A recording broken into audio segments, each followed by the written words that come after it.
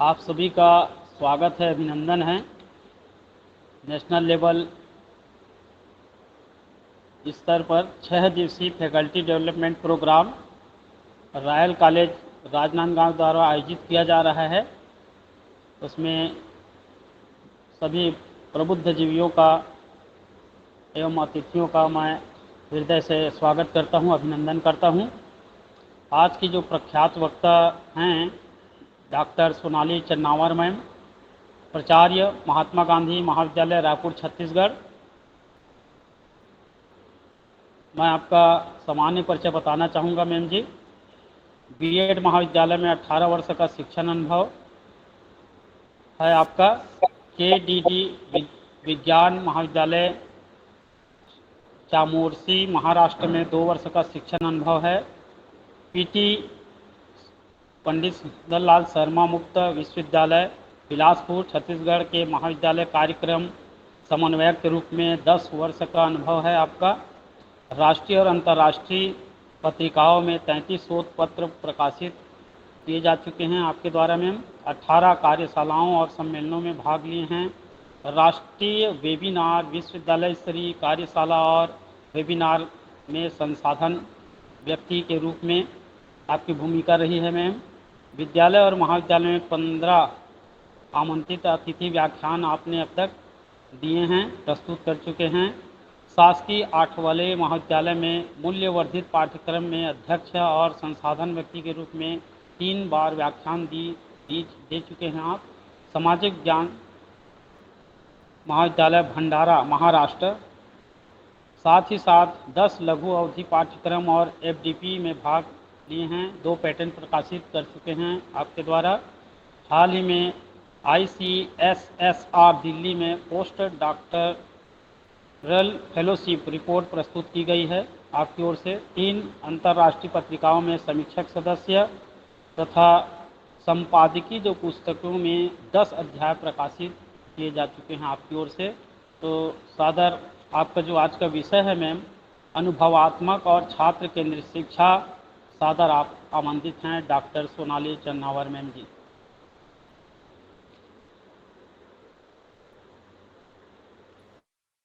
Thank you very much sir. मेरी आवाज आ रही है? जी मैम। हाँ, आ रही, क्लियर है। Thank you very much Anuradha ma'am, giving me opportunity. फिर से आपने मुझे ये मौका दिया, आपके कॉलेज में अपने मुझे रिसोर्स पर्सन के रूप में बुलाया, उसके लिए धन्यवाद। सारी organising team Royal College Rajnandgaon, और मैं बहुत खुश नसीब समझती हूँ कि मैं अपना थोड़ा सा ज्ञान आपकी तरफ दे सकूं। आज थोड़ा सा लैपटॉप सभी के पास रहते तो बहुत अच्छा हो जाता। Hands on practice experience based हम आज का सेशन लेंगे। जो भी रहेगा आप नोट कर लीजिएगा। थोड़ा सा इनोवेटिव पैटर्न में हम लर्निंग करेंगे अपना, क्योंकि experiential learning and student centred learning है, तो उसका हम थोड़ा उपयोग करें तो ज्यादा बेटर रहेगा। कि एक टीचर को अच्छी प्रभावी ढंग से शिक्षक प्रणाली को व्यवस्थित रूप से प्रेजेंट करने के लिए इफेक्टिव टीचर का होना बहुत जरूरी है। एक टीचर शानदार रहता है, दमदार रहता है, तो डेफिनेटली आपकी क्लास भी उतनी ही शानदार होती है। तो बिना समय बिताए, हमारे पास 1 घंटा है, तो हम उसका सदुपयोग करते हुए मैं अपना प्रेजेंटेशन ऑन करती हूँ।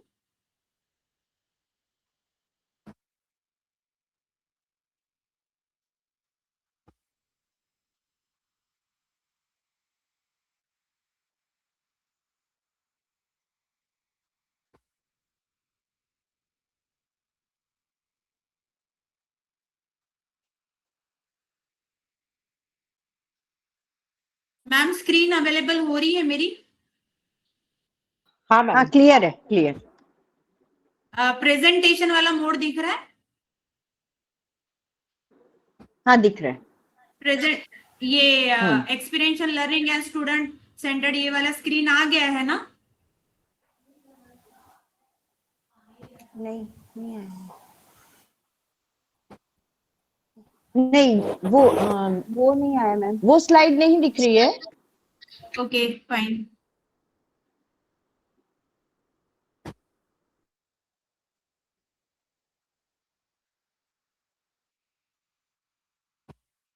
अभी शो हो रहा है?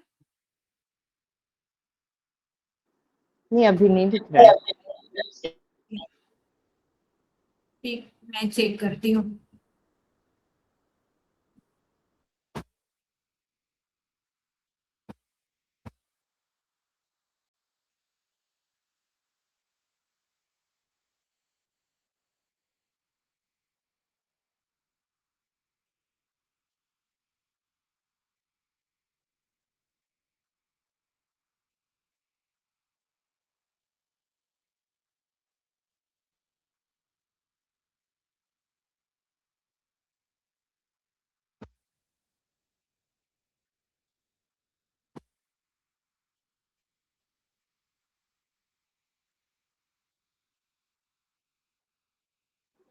अब स्लाइड्स का फोल्डर दिख रहा है, हाँ हाँ उसमें से हाँ, आप क्लिक करेंगे। नहीं वो ओपन नहीं हो रहा है, क्यों नहीं हो रहा है पता नहीं।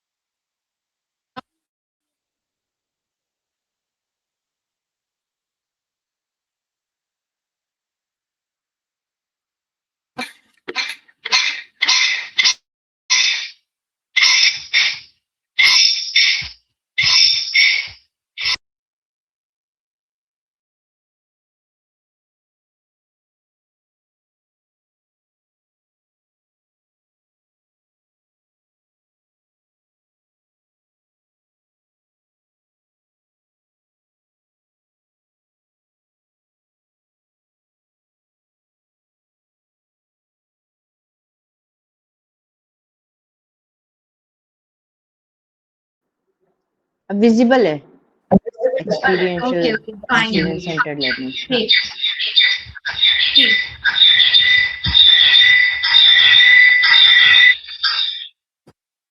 Thank you very much ma'am. Experiential learning and student centered learning. See,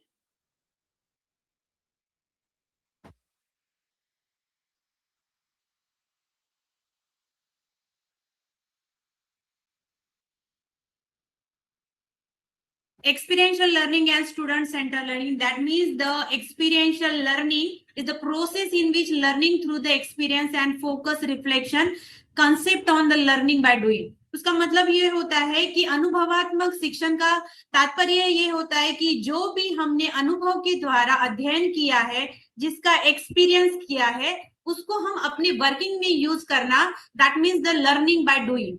अनुभव से सीखना और उसको करके दिखाना, जो भी हम अनुभव से सीखते हैं। एक्सपीरियंशियल लर्निंग बेसिकली उसके कुछ पॉइंट्स होते हैं, 4 स्टेप में, 4 साइकिल में आपको उसको डिवाइड किया है। The first one is the concrete experience, second one is the reflective observation, third one is the abstract conceptualisation, fourth one is the active experimentation. जब हम अनुभव जन्य की बात करते हैं या अनुभवात्मक शिक्षण की बात करते हैं, तो उसके बेसिक 4 स्टेप्स होते हैं। Concrete experience, reflect. Ma'am slide move हो रही है ना कि स्टेबल है? नहीं, हाँ स्टेबल है, स्टिल है, वो आगे नहीं मूव हो रही। अच्छा, क्यों नहीं हो रही मूव?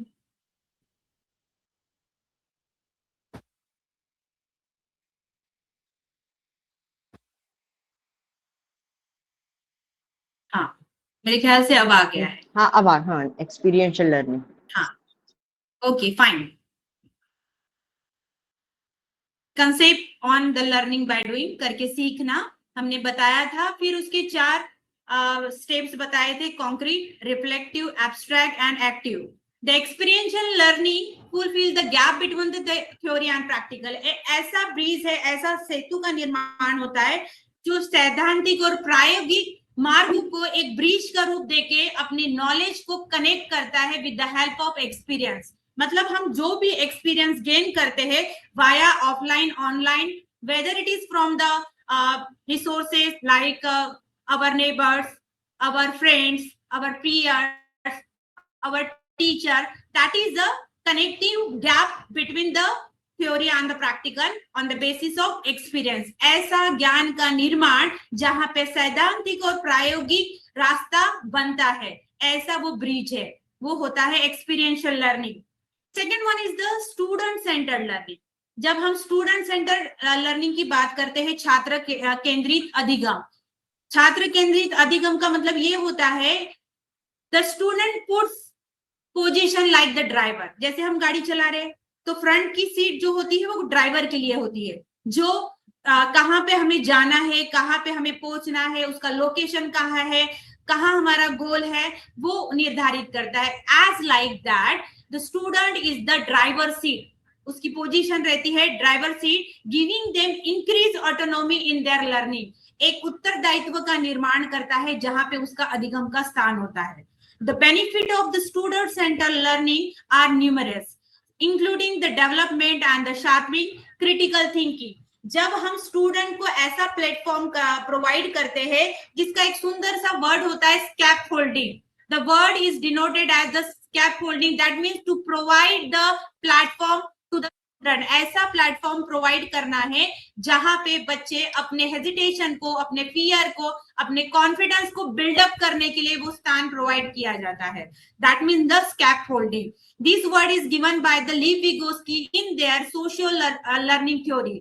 Social learning के थ्योरी में उन्होंने ये वर्ड को डिनोट किया था.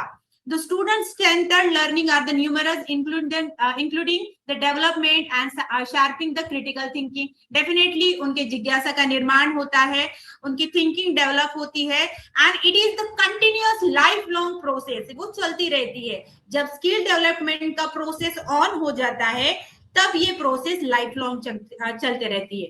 Despite some the obstacles, definitely जब हम कोई भी मार्ग ऑन करते हैं, चलते हैं, तो उसमें कुछ हर्डल्स आते हैं, कुछ ऑब्स्टैकल आते हैं, पर नो वे, हम जब लाइफ लॉन्ग प्रोसेस बोले हैं तो उसमें ये सारी चीजें भी आनी चाहिए. Implementing student-centered learning can become a reality with a few simple guidelines. कुछ सिंपल गाइडलाइन होते हैं, how to work, how to explore, how to implement. ये सारी चीजें उसमें ऐड होती है जो स्टूडेंट सेंटर्ड लर्निंग होती है. Active participation of the student improve the collaborative learning, generate personal path of success. Collaboration, that means the collaborative knowledge, एक दूसरे के ज्ञान को शेयर करना, केयर करना एंड लर्न करना. जब हम लर्निंग की प्रोसेस ऑन करते हैं, उसी में से हम कुछ ऑन करते हैं. Learning with the earning. ठीक, the active participation of the student, that means the active mode, not passive mode. यहाँ पे स्टूडेंट अपने कंटेंट को खुद जनरेट करते हैं. then how to elaborate या how to spread in the method of collaboration.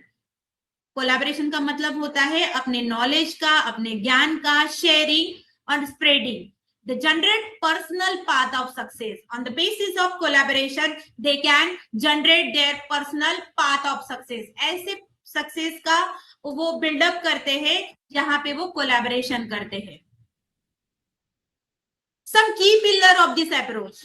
ठीक, जब स्टूडेंट सेंटर्ड अप्रोच की बात करते हैं, वहां पे बच्चे कुछ पिलर्स का निर्माण करते हैं, मतलब अपने ज्ञान का जब निर्माण करते हैं, उसका जो पाथ होता है वो लर्निंग बाय डूइंग, कुछ करके सीखना, रिफ्लेक्टिव एक्शंस, ज्ञान का आधार प्रदान करना, रियल वर्ल्ड रिलेवेंस, जो रियल वर्ल्ड में हैपनिंग्स होती है उसको सीखना, समझना, उससे रिलेटेड अपने तथ्यों को जोड़ना, to connect the knowledge with the concept based learning.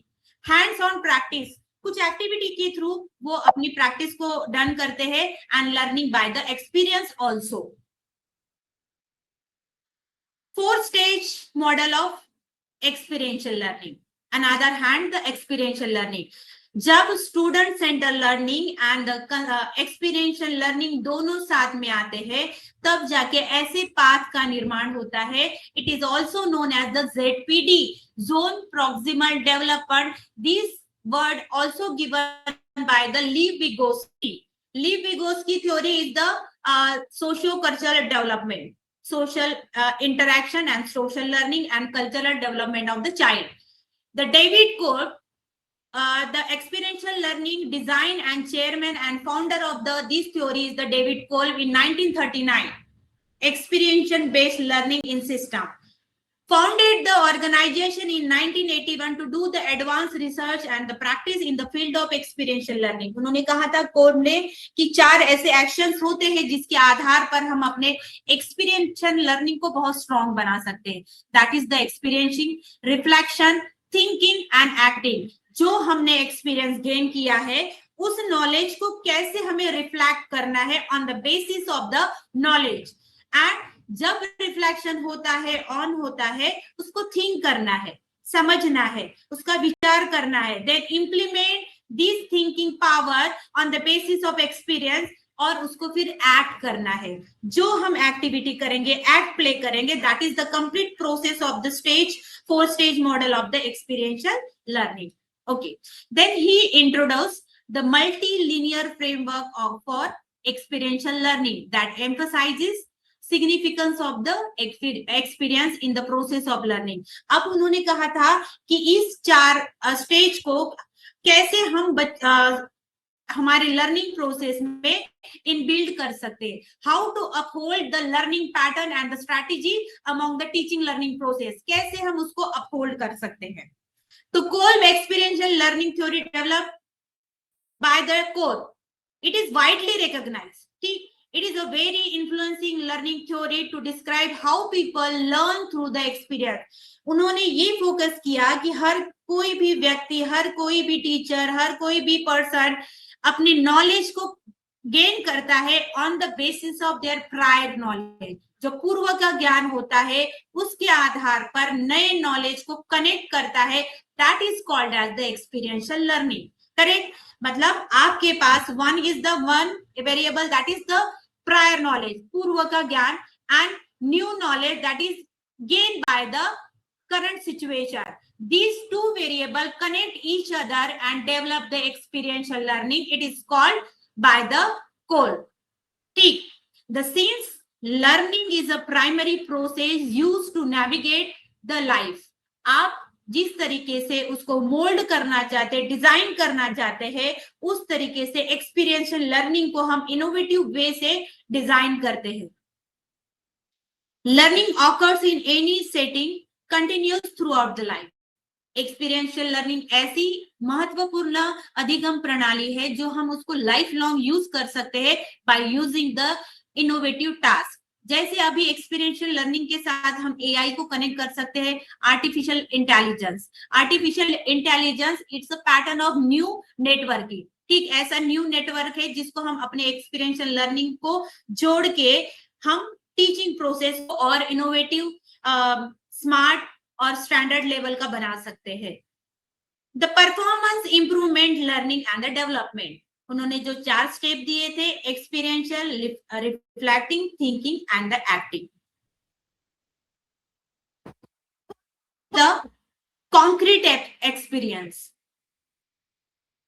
In the stage of concrete experience, learner learn with the previous knowledge. Again, same thing जो मैंने कहा था, prior knowledge, पूर्व का ज्ञान. In this stage of learning, learner use the previously learned concept and solve with the new problem. Correct? जब उन्होंने मैंने कहा था कि आपके पास जो प्रायर नॉलेज है, पहला का नॉलेज, देन न्यू नॉलेज जो जनरेट कर रहे हैं, उसके साथ आपके पास जो ऑलरेडी एग्जिस्ट नॉलेज है, पूर्व ज्ञान अस्तित्व में है, उसको नए ज्ञान के साथ जोड़ के हम नए टास्क को, प्रॉब्लम को सॉल्व करते हैं. That is the concrete experience. ठीक. Second one is the reflective observation, reflection, आपका अवलोकन. In this stage, learner use the previous concept, solve with the new problem, choose the best solution and reflect the learning.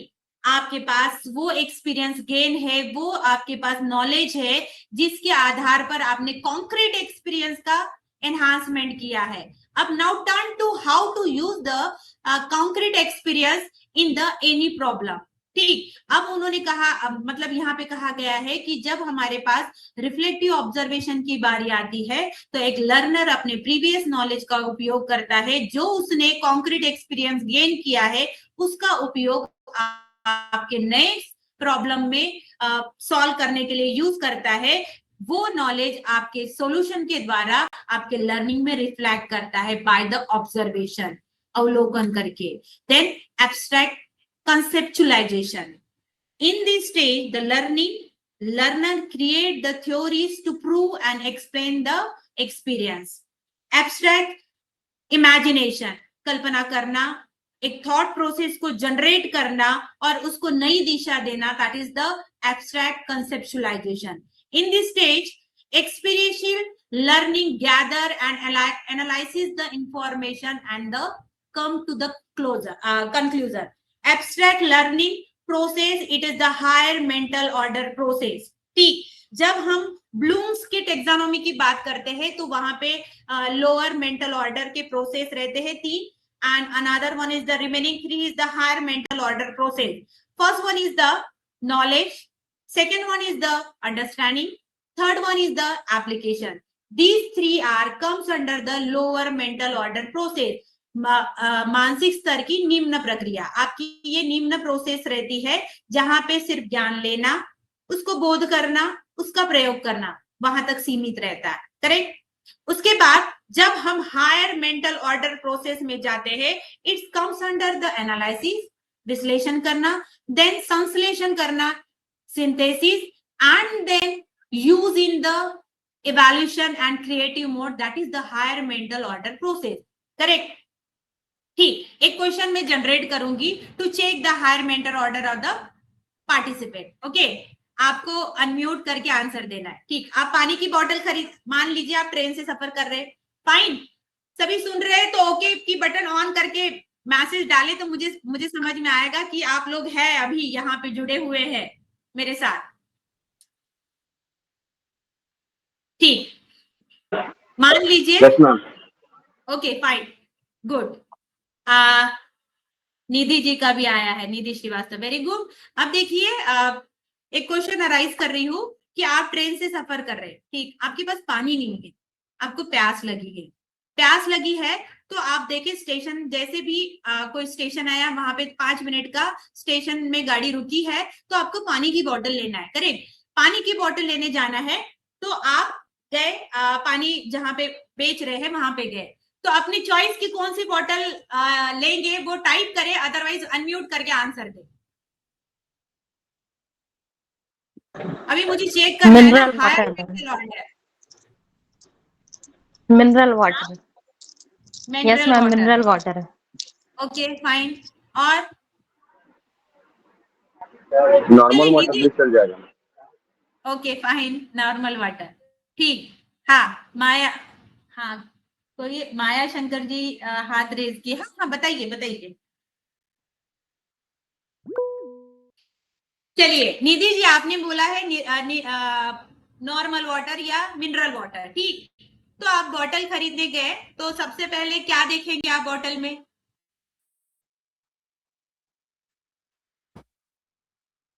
बोले ma'am expiry date check करेंगे, correct correct, ठीक। ये interactive session है, आखिरी भी हमारा ऑनलाइन गेम होगा क्योंकि एक्सपीरियंशियल लर्निंग का है तो हमें इनोवेटिव टीचिंग की प्रैक्टिस करना है, तो आखिरी भी आपका ऑनलाइन गेम होगा, तो सभी जुड़े रहे और ध्यान से जो सेशन चल रहा है उसको सुने, ठीक। तो आप देखेंगे कि सिल है कि नहीं, देन एक्सपायरी डेट, ओके, यही कहा। शुभम आपने क्या कहा था? नॉर्मल वाटर, ठीक, यस मैम, अच्छा ठीक है, नॉर्मल वाटर मतलब ठंडा नहीं रहेगा, चलेगा।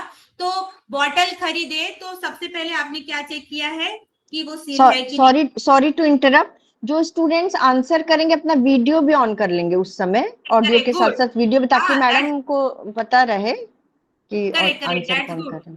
थैंक यू मैम, ठीक। बॉटल चेक करेंगे सील है कि नहीं। दूसरी बात वो भी देखते हैं ना कि पैसे कितने लिखे हैं, तो पैसे लिखे हैं तो 20 रुपए होगा तो 25 रुपए होंगे, तो आप बोलते हो ना कि ये तो 20 रुपए की बॉटल है, ठीक। दूसरी बात एक्सपायरी डेट देखते हैं। इसके अलावा सेटिस्फाइड विद दिस, इतना ही देखते हैं ना, इतना ही देखते हैं। यस मैम, यस मैम, मुझे लगता है सभी इतने ही देखते हैं, बिकॉज हम भी उतना ही देखते हैं, because we are comes under the lower mental order process, ठीक, अभी हमारी मेंटालिटी पता चल गई कि हम किस में आते हैं, मानसिक स्तर का निम्न लेवल। ठीक, अब ब्लूम्स ने कहा था कि जो हमारे लेवल होते हैं 3 R's comes under the lower mental order process and 3-1 is the higher mental order process. ठीक, those person use the proper labeling of the ISI number. Water का ISI नंबर दिया रहता है, वो दिया है कि नहीं, ये लोकल है कि नहीं, ये ब्रांडेड है कि नहीं, वहां लिखा रहता है ISI नंबर वाटर का मार्क। कितने लोगों को जानकारी है कि वाटर का भी एक ISI नंबर रहता है? How many of you? नहीं पता। यस मैम, अलग अलग रहते हैं। अरे रहता है तो वो कोई नहीं दिखता, सिर्फ हमारी अभी प्यास बुझनी चाहिए और हमें पानी मिलना चाहिए, जो हम 20 रुपए देके पानी खरीद लेते हैं। तो जब हम ISI मार्क देखते हैं, that means we are comes under the higher mental order process to check the analysis, synthesis and the evaluation. These are the Bloom's taxonomy process. First 3-1 is the knowledge, understanding and the application. Remaining 3 are the higher mental order process, that is the analysis, synthesis and the your evaluation process. ठीक, ये सारी चीजें जब होती है, आपका जो mental level स्तर होता है, IQ लेवल है, जब अपग्रेड होता है तो हम ऑब्जर्वेशन, कीन ऑब्जर्वेशन करते हैं, वो प्रोसेस हमारी नीचे की हायर ऑर्डर मेंटल प्रोसेस में आती है। Then number 4 is the active experimentation.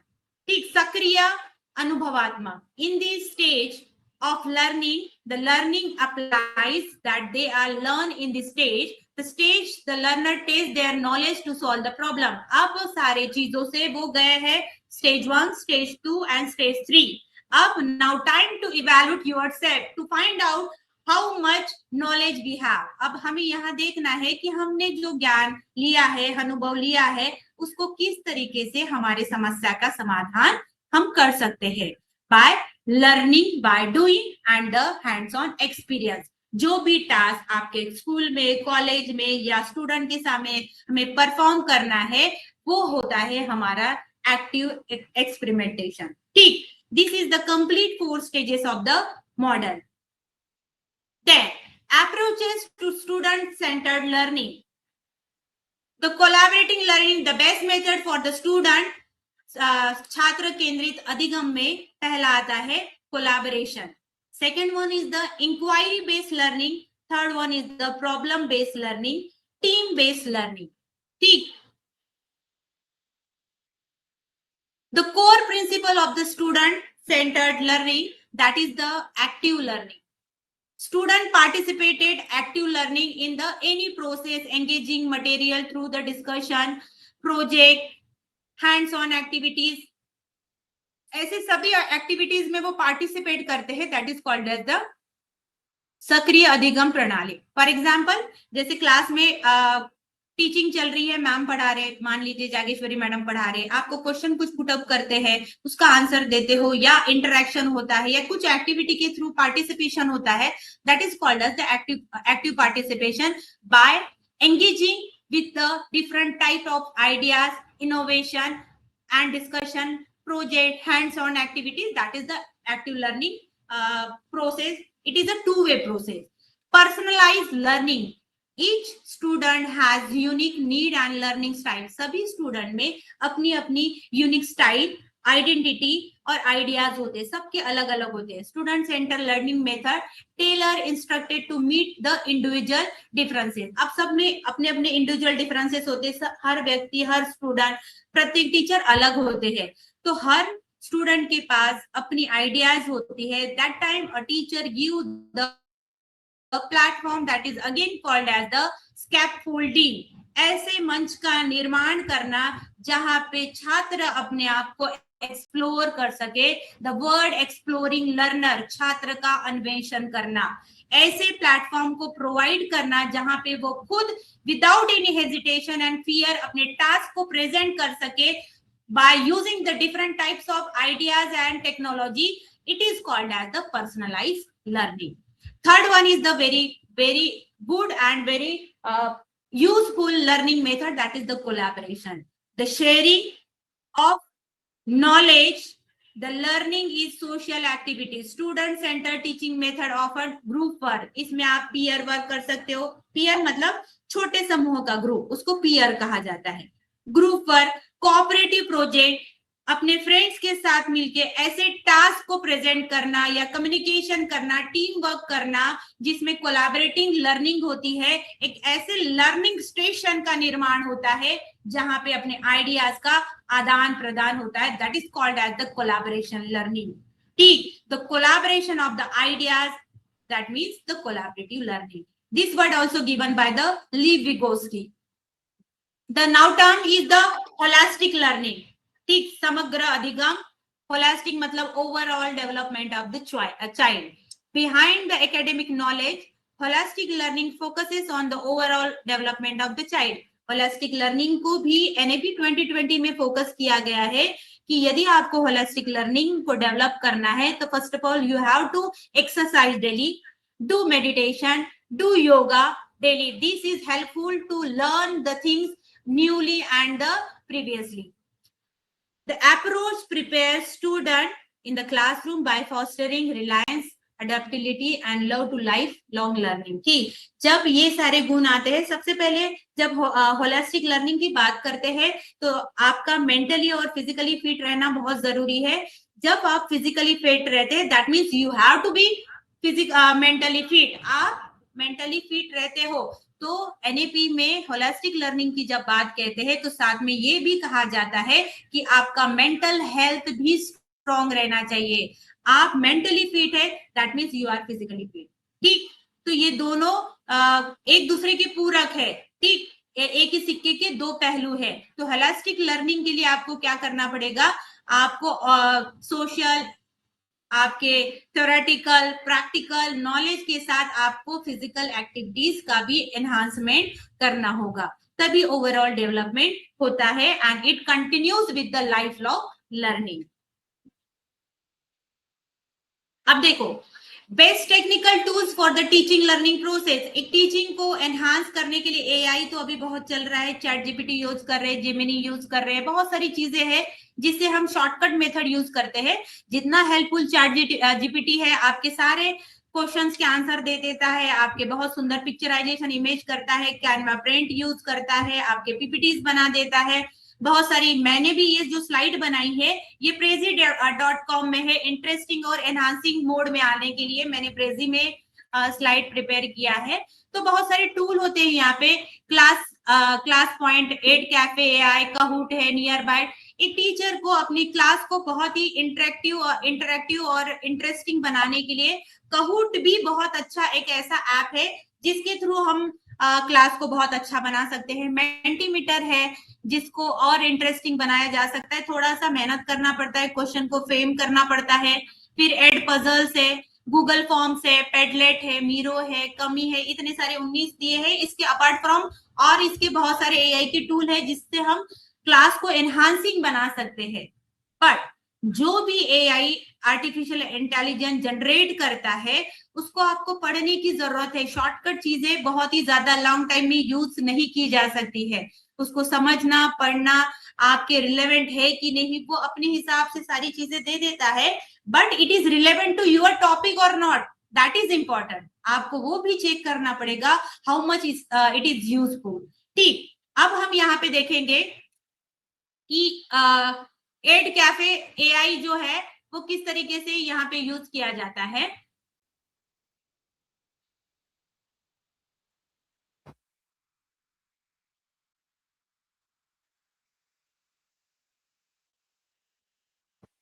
Class point, ठीक, क्लास पॉइंट की बात करते हैं तो सभी में आपको लॉगिन करना पड़ता है।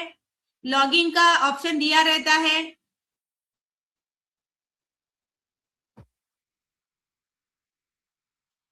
लॉगिन करने के बाद आपका साइन अप यहाँ पे प्रोसेस दिख रहा है कि साइन अप होते जा रहा है। ठीक, आपके अपनी ईमेल से साइन अप करना है, किस तरीके से यहाँ पे गाइडलाइन दिया है उसको इंस्टॉल करना है। कंडक्ट यूर फर्स्ट क्लास, आपको क्लासेस को डिजाइन करना है, अपने स्टूडेंट को यहाँ जोड़ना है। क्रिएट न्यू क्लास, यहाँ पे आप अपने डेटा को ऐड कर सकते हैं, आपके जो कंटेंट है। फिर आपको मैसेज के थ्रू आपका एक लिंक रहता है, एक्टिविटीज को अपने स्टूडेंट को भेज सकते हो। यहाँ पे फिलहाल मैंने किसी भी स्टूडेंट को जोड़ा नहीं है, तो वो प्रोसेस होता है। यहाँ जो क्लासेस है, नो क्लासेस 8, तो क्रिएट न्यू क्लास ऐसा दिया रहता है। फिर आपको कौन से सब्जेक्ट की लेना है, जैसे आप बीएड के एमएड के स्टूडेंट हो तो वहां क्लास का नाम, क्लास का कोड, और यहाँ पे सेव करते जाना है और अपने स्टूडेंट को ऐड करना है, that is the class point. ठीक, इस तरीके से बहुत सारी चीजें दिए रहते हैं, उसके अकॉर्डिंग हमें प्ले करना रहता है। फिर another one is the Ed Cafe. ठीक, यहाँ पे दिया है chatbot, quiz, slide, teaching resources, इतने सारे टूल है। सबका हमें यूज नहीं करना है क्योंकि सब में लॉग इन करना है, एक समय तक वो वैलिड रहता है, अदरवाइज उसको परचेस करना रहता है। जहां पे प्री का लोगो दिया रहता है, प्रो का लोगो रहता है, उसमें पेड करना रहता है। तो ऐसे फ्री वाले ऐप को यूज करना है जो आप इजीली यूज कर सकते हो। एंड दो teacher use, they are familiar with the computer system. आपको टेक्निकल नॉलेज हो वैसे ही लोग कर सकते हैं, क्योंकि बहुत सारी चीजें अवेलेबल है, लेकिन जो यूजफुल है उन्हीं को हमें यूज करना है। इंटरएक्टिव लर्निंग के लिए आपका एड कैफे होता है, मतलब एजुकेशन कैफे, जहां पे बहुत सारे, जैसे किसी कैफे में जाने के बाद आपको नाश्ता भी मिलेगा, चाय भी मिलेगी, कॉफी मिलेगा, जूस मिलेगा, like that the Ed Cafe. Ed Cafe it is a interactive learning station, जहां पे बहुत सारे ये पैटर्न दिए हैं, जैसे चैटबॉट, चैट कर सकते हैं, क्विज पैटर्न है, स्लाइड डेस्क है, टीचिंग रिसोर्सेस है, फ्लैश कार्ड है, असाइनमेंट भी आप अपने स्टूडेंट को दे सकते हैं। अगेन लॉग इन करना है और फिर आपको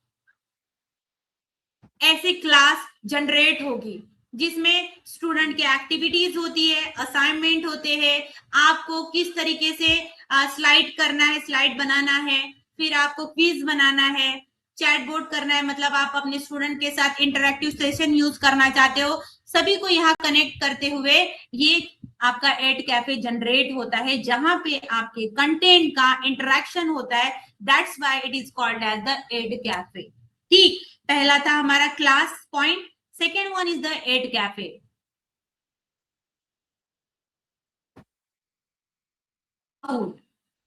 बहुत ही इंटरेस्टिंग है, बहुत अच्छा ऐप है, वो कोई भी यूज कर सकते हैं। इसको लॉग इन करना है,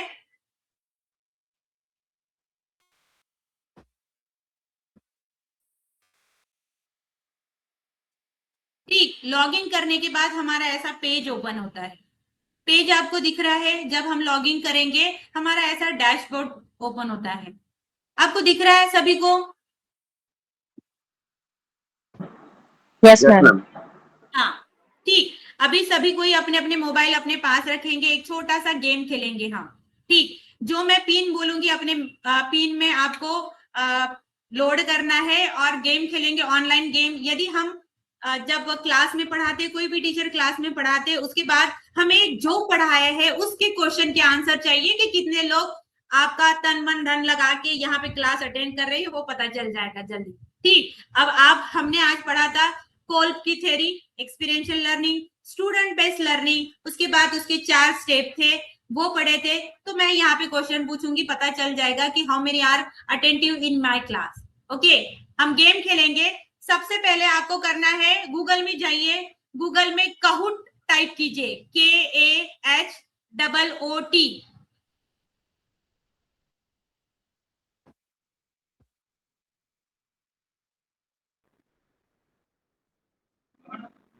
हाँ,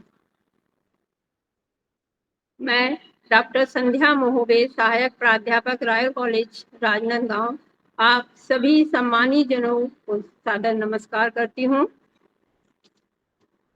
आज FDP प्रोग्राम के 5वें दिवस के सेकंड सेशन में हमारी मुख्य वक्ता के रूप में doctor Sakshi Sharma, assistant professor, Lingayat Vidyapeeth Faridabad, department of school education उपस्थित हुई हैं।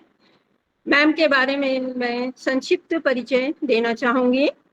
डॉक्टर साक्षी शर्मा मैम शिक्षा के क्षेत्र में 14 वर्षों से अधिक के शिक्षण एवं अनुसंधान अनुभव वाली एक प्रतिष्ठित शिक्षाविद, शोधकर्ता एवं शैक्षणिक प्रशासक हैं। वर्तमान में वे फरीदाबाद स्थित लिंगायत विद्यापीठ के शिक्षा संकाय में सहायक प्राध्यापक के रूप में कार्यरत है। इससे पूर्व वे भगवंत विश्वविद्यालय अजमेर, देवबख्श बलदेव स्मारक महाविद्यालय अयोध्या तथा नई दिल्ली स्थित राष्ट्रीय अध्यापक शिक्षा परिषद NCTE में अकादमिक इंटर्न के रूप में अपनी सेवाएं दे चुकी हैं। उन्होंने महर्षि विश्वविद्यालय रोहतक से PhD की उपाधि प्राप्त की है। वर्ष उनकी उपलब्धियां अनगिनत हैं। वर्ष 2014 में उन्होंने शिक्षा विषय में UGC JRF एवं नेट परीक्षाएं उत्तीर्ण की। मैम ने 12 वर्ष M.Ed शोध प्रबंधों का मार्गदर्शन भी किया। इसके अतिरिक्त 4 PhD शोधार्थियों को का भी मार्गदर्शन किया। मैम के द्वारा शैक्षणिक रुचियों में प्रमुख मैडम के शैक्षिक रुचियों के प्रमुख क्षेत्र हैं शिक्षक शिक्षा, समावेशी शिक्षा, शैक्षिक प्रौद्योगिकी, राष्ट्रीय शिक्षा नीति 2020, कृत्रिम बुद्धिमत्ता तथा शैक्षिक अनुसंधान। उच्च शिक्षा एवं व्यावसायिक विकास में उनके उत्कृष्ट योगदान के लिए उन्हें अनेक सम्मान प्राप्त हुए हैं, जैसे सर्वश्रेष्ठ समन्वयक पुरस्कार, सर्वश्रेष्ठ शिक्षक पुरस्कार। समग्र रूप से डॉक्टर मैम एक समर्पित शिक्षक, शिक्षाविद, शोधकर्ता एवं नीति उन्मुख विद्वान हैं। अतः आशा करती हूँ कि मैम की अनेक उपलब्धियों, ज्ञान एवं अनुभवों का लाभ हम सभी ले पाएंगे। मैम आपका स्वागत है। रायन परिवार की ओर से मैं आपका स्वागत करती हूँ। थैंक यू संध्या मैम, इतना सुंदर मेरा परिचय देने के लिए। मुझे भी नहीं पता था क्योंकि हम जब लेक्चर देते हैं ना मैम तो बहुत संक्षिप्त में देते हैं वो लोग इंट्रोडक्शन। तो बिना समय व्यर्थ करे हुए मैं ना अजमेर में हूँ इस समय, तो थोड़ा नेटवर्क का कनेक्शन में प्रॉब्लम रहेगा। जैसे अगर मेरा नेटवर्क या मेरी वॉइस नहीं सुनाई देती तो आप मुझे एक बार बोल देना कि आपकी वॉइस नहीं सुनाई दे रही। जी ओके जी। तो आज जो विषय मुझे दिया गया है अपनी प्रेजेंटेशन देने के लिए वो है कौशल विकास एवं रोजगार योग्यता संवर्धन, यानी स्किल डेवलपमेंट एंड एम्प्लॉयबिलिटी। जैसे कि हम सब जानते हैं कि 21वीं सदी में भारत की प्रमुख राष्ट्रीय प्राथमिकताओं के रूप में उभरे हैं। भारत की 65% से अधिक जनसंख्या 35 वर्ष से कम आयु के हैं, जो देश को एक महत्वपूर्ण सांख्यिकीय लाभांश यानी डेमोग्राफिक डिविडेंड प्रदान करती है।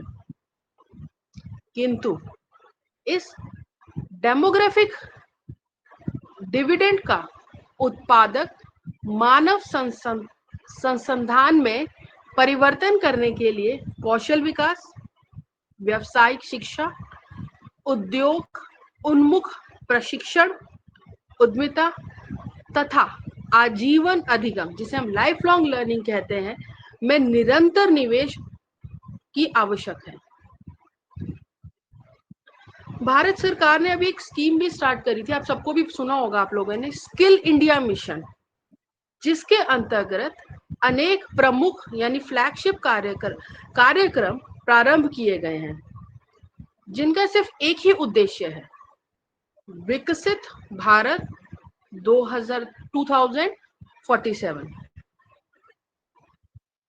इस फ्लैगशिप के दृष्टिकोण के अनुरूप एक कुशल, रोजगार योग्य तथा वैश्विक स्तर पर प्रतिस्पर्धी कार्यबल का निर्माण करना है।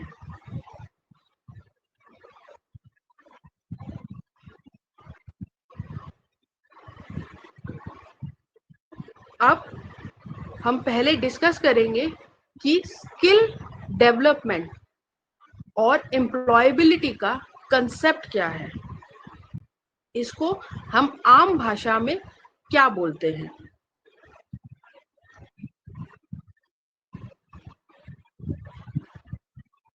सो कौशल विकास से आशय उस प्रक्रिया से है जिसके माध्यम से किसी व्यक्ति के ज्ञान, दक्षताओं यानी कॉम्पिटेंसीज, क्षमताओं यानी एबिलिटीज तथा व्यवहारिक विशेषज्ञता यानी प्रैक्टिकल एक्सपर्टीज का विकास किया जाता है, ताकि वह किसी विशिष्ट व्यवसाय अथवा कार्य को प्रभावी एवं दक्षता पूर्वक संपर्क कर सके। अब नेक्स्ट है रोजगार योग्यता यानी कि एम्प्लॉयबिलिटी।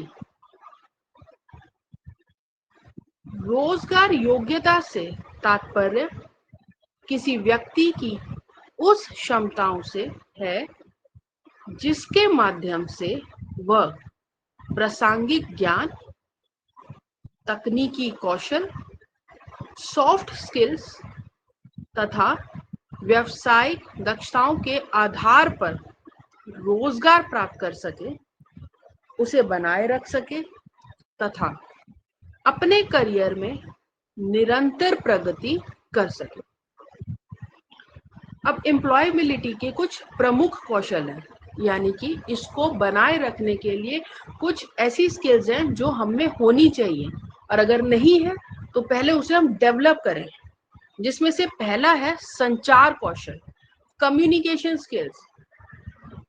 हमने ज्यादातर यही देखा होगा जब हमारा इंटरव्यू होता है या जब हम फॉर्म भरते हैं तो वो इंग्लिश में ही होता है, बहुत कम जगह है जहाँ हिंदी में होता है। कई बार हम गलती क्या करते हैं, सामने वाला इंग्लिश में क्वेश्चन पूछता है और हम हिंदी में जवाब देते हैं, और अगर वो हिंदी में जवाब क्वेश्चन पूछ रहा है तो हम इंग्लिश में जवाब देते हैं। कम्युनिकेशन स्किल्स का मतलब ये होता है कि जिस भाषा में वो पूछा जाए उसमें सही सही जवाब दिया जाए। कई बार ग्रामेटिकल मिस्टेक्स हो जाती है अंग्रेजी जब हम बोलते हैं, तो अवॉइड करें अगर आपको पता है कि हम इसमें सही नहीं है, या पहले उसको उतना डेवलप करें। अब जरूरी नहीं है हर कोई शुरू से इंग्लिश में मीडियम में पढ़ा हो, हम उसको डेवलप कैसे कर सकते हैं, हम डेली न्यूज़पेपर पढ़ेंगे, उसमें जो कॉमन वर्ड्स हैं उसको एक डायरी या रजिस्टर में रखें, उसको हिंदी में ट्रांसलेट करें और फिर उसको उन वर्ड्स को धीरे धीरे हम अपने बोलने में लाएं। दूसरा है आलोचनात्मक चिंतन यानी क्रिटिकल थिंकिंग।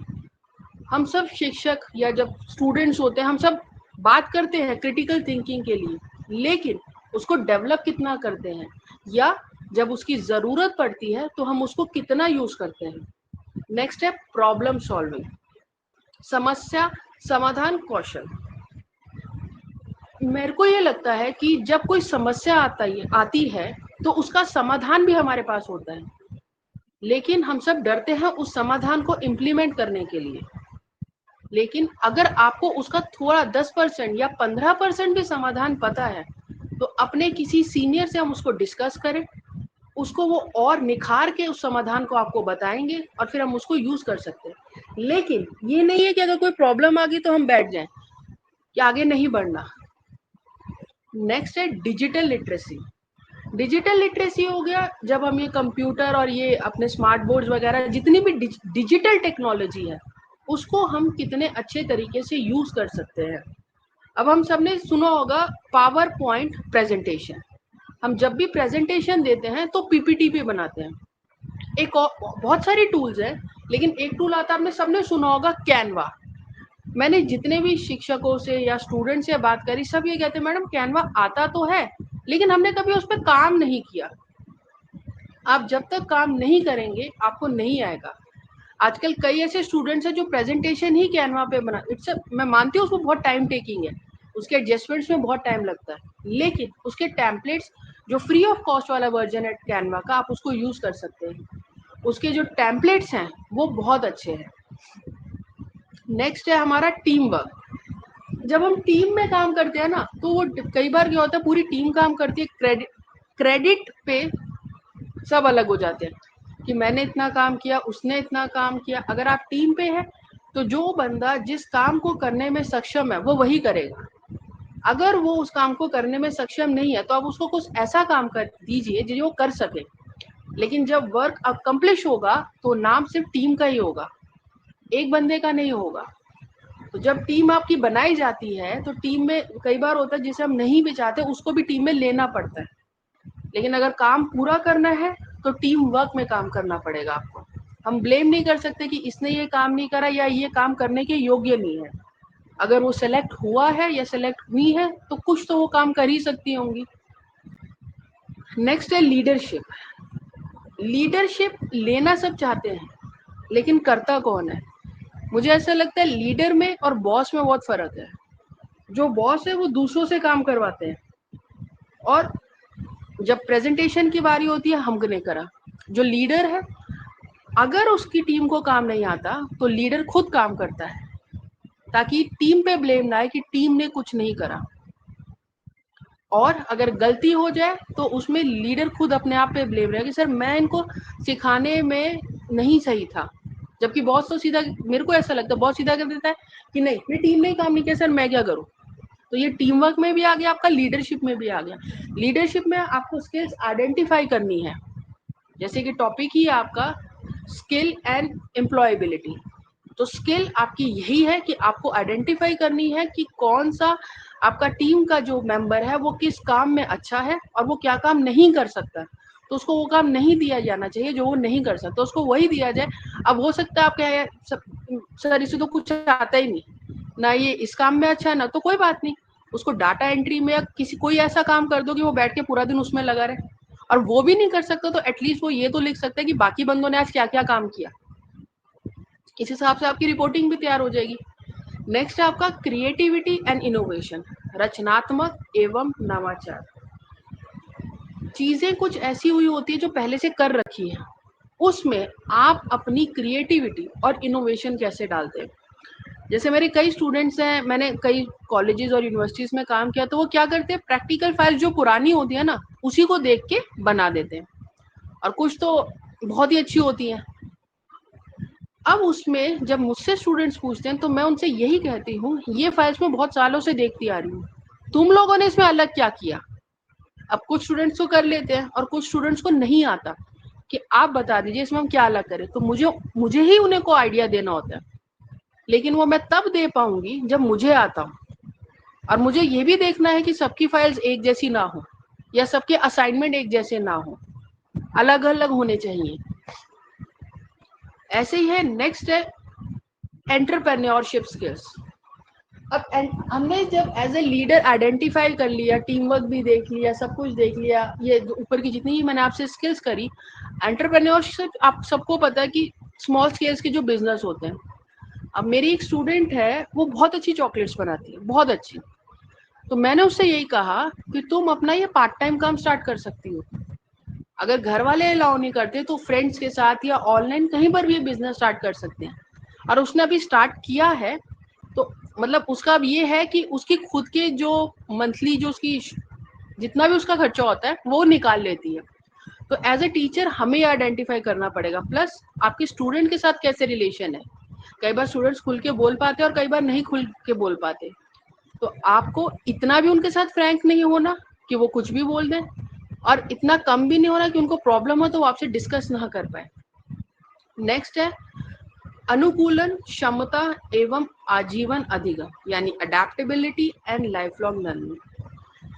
हम लोग कई बार, मतलब मेरा बहुत लोगों से दिल्ली में, अजमेर में और हरियाणा में बहुत लोगों से मेरी बातचीत जब होती है, तो मैंने कुछ लोगों 15% आप कह सकते हैं 15 से 20% जब वो प्रोफेसर बन जाते हैं कि उनका ये मानना होता है कि हमने सब सीख लिया, हमें सब आता है। और आप एक मैं भी जो एग्जांपल आपको दूंगी, ये बात से आप भी सब एग्री होंगे, यूनिवर्सिटी का और कॉलेज का वर्किंग स्टाइल दोनों का अलग है। अब कई बार क्या होता है, हम लोग अगर यूनिवर्सिटी में काम कर रहे हैं और हमारा जो कोई सीनियर है वो कॉलेज से है या स्कूल से है, और वो अगर आते हैं तो कुछ तो अडेप्ट कर लेते हैं कि भाई 6 मंथ्स में हम पहले सीखेंगे, तब हम कुछ नया या कुछ अलग से करेंगे।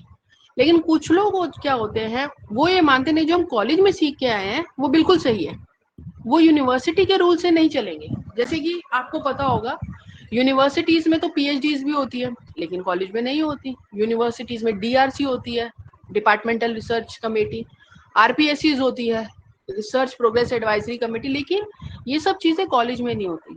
तो अगर हम कॉलेज से यूनिवर्सिटी में शिफ्ट मार रहे हैं तो पहले हमें अडेप्ट करना होगा कि ये प्रोसेस कैसे चलता है, कितने टाइम का ये ले रहे हैं, या जो भी उस यूनिवर्सिटी की रूल्स एंड रेगुलेशंस हैं। और जब जब वो चेंज होंगी तब तब हमें वो रूल्स वहां पर अपने आप को वैसे अडेप्ट करना है कि जैसे ही वो चेंज हो तो उसे हम अडेप्ट कर ले, कि ऐसा कि नहीं मैं रिजिड हूं, मैंने जो सीखा है वही सही है। नेक्स्ट है इमोशनल इंटेलिजेंस। इमोशनल इंटेलिजेंस जरूरी नहीं कि हर कुछ इमोशंस रियल भी होते हैं, लेकिन कुछ ऐसे होते हैं कि जैसे हम कहते हैं कि कई लोग कहते हैं कि इमोशनली होके उसने वो चीज करा ली। तो इस चीज के लिए भी आपको हमें ध्यान रखना है कि हमें अपनी इमोशनल इंटेलिजेंस पावर को सही यूज करना है या नहीं। अब मैं आपको एक एग्जांपल देती हूँ कि मान लीजिए मैंने अगर किसी की कंप्लेंट करी, ठीक है, अब मेरा ये मकसद है कि उसके एक्शन लिया जाए। अब वो मान लीजिए कंप्लेंट सही नहीं है, लेकिन उसमें मेरे से अच्छी स्किल है, मुझे पता है, वो बहुत अच्छा काम भी करते हैं, ये भी मुझे पता है। अब डिपेंड करता है जिसको मैंने कंप्लेंट करी वो प्रैक्टिकली सोचता है या इमोशनली मुझसे अटैच है, तो या मेरी मान ली। अगर फेक कंप्लेंट पे उसके अगेंस्ट एक्शन हो गया और उसको निकाल दिया गया और आफ्टर 2-3 मंथ्स या 4 मंथ्स या कभी पता चला, तो बहुत ऑर्गेनाइजेशन को भी नुकसान है और जो कैंडिडेट अच्छा था वो चला भी गया। तो इसलिए हमें अपनी इमोशनल इंटेलिजेंस को बहुत सोच समझ के यूज करना है। अब है भारत में कौशल विकास की आवश्यकता क्यों है। भारत वर्तमान समय में श्रम बाजार यानी लेबर मार्केट से संबंधित अनेक चुनौतियों का सामना करता रहा, जिसमें प्रमुख है स्किल मिसमैच यानी शिक्षा एवं उद्योग की आवश्यकताओं के बीच कौशल असंगति। जैसे कि मैंने अभी इमोशनल इंटेलिजेंस में जो आपको एग्जांपल दिया कि जो जिसकी मैंने कंप्लेंट करी उसकी स्किल मेरे से बहुत अच्छी थी, लेकिन मेरे पास वो स्किल नहीं और मुझे मेरा सीवी देख के रख लिया गया और मुझे उसका हेड बना दिया गया, तो स्किल मिसमैच हो गई। मेरी जगह अगर उसको अपॉर्चुनिटी दी जाती तो वो और अच्छे से कर पाते। इसलिए जब भी हम किसी को रखते हैं या जब मैं कभी किसी का इंटरव्यू में या किसी कमेटी में बैठती हूँ तो मैं हमेशा उसको 6 मंथ्स का टाइम प्रोबेशन पीरियड में ये देखती हूँ कि जो स्किल्स उसने मुझे बताई हैं या जो एक्सपेक्टेशन मेरी उससे है वो कितनी कर सकते हैं, और अगर वो मेरी एक्सपेक्टेशन के हिसाब से नहीं है और जो जिसमें वो माहिर है, फिर उनको मैं वही काम देती हूँ, बहुत अच्छा चलाते हूँ, कुछ भी हो सकता है। अब नेक्स्ट है रैपिड टेक्नोलॉजिकल ट्रांसफॉर्मेशन, तीव्र तकनीकी परिवर्तन। जैसे जैसे टेक्नोलॉजिकल ट्रांसफॉर्मेशन हो रही है हमें भी उसके साथ साथ बदलना है, उसे अडेप्ट करना है, वरना हम लोग पीछे रह जाएंगे। नेक्स्ट है ऑटोमेशन एंड आर्टिफिशियल इंटेलिजेंस यानी स्वचालन एवं कृत्रिम बुद्धिमत्ता। आर्टिफिशियल इंटेलिजेंस हम सबने चैट जीपीटी और ये जितने भी आते हैं इन सबका सुना हुआ और मोस्टली हम लोग यूज भी करते हैं, लेकिन अब हम कैसे आइडेंटिफाई करते हैं कि इस स्टूडेंट ने या इस नोटिस में चैट जीपीटी की लैंग्वेज है।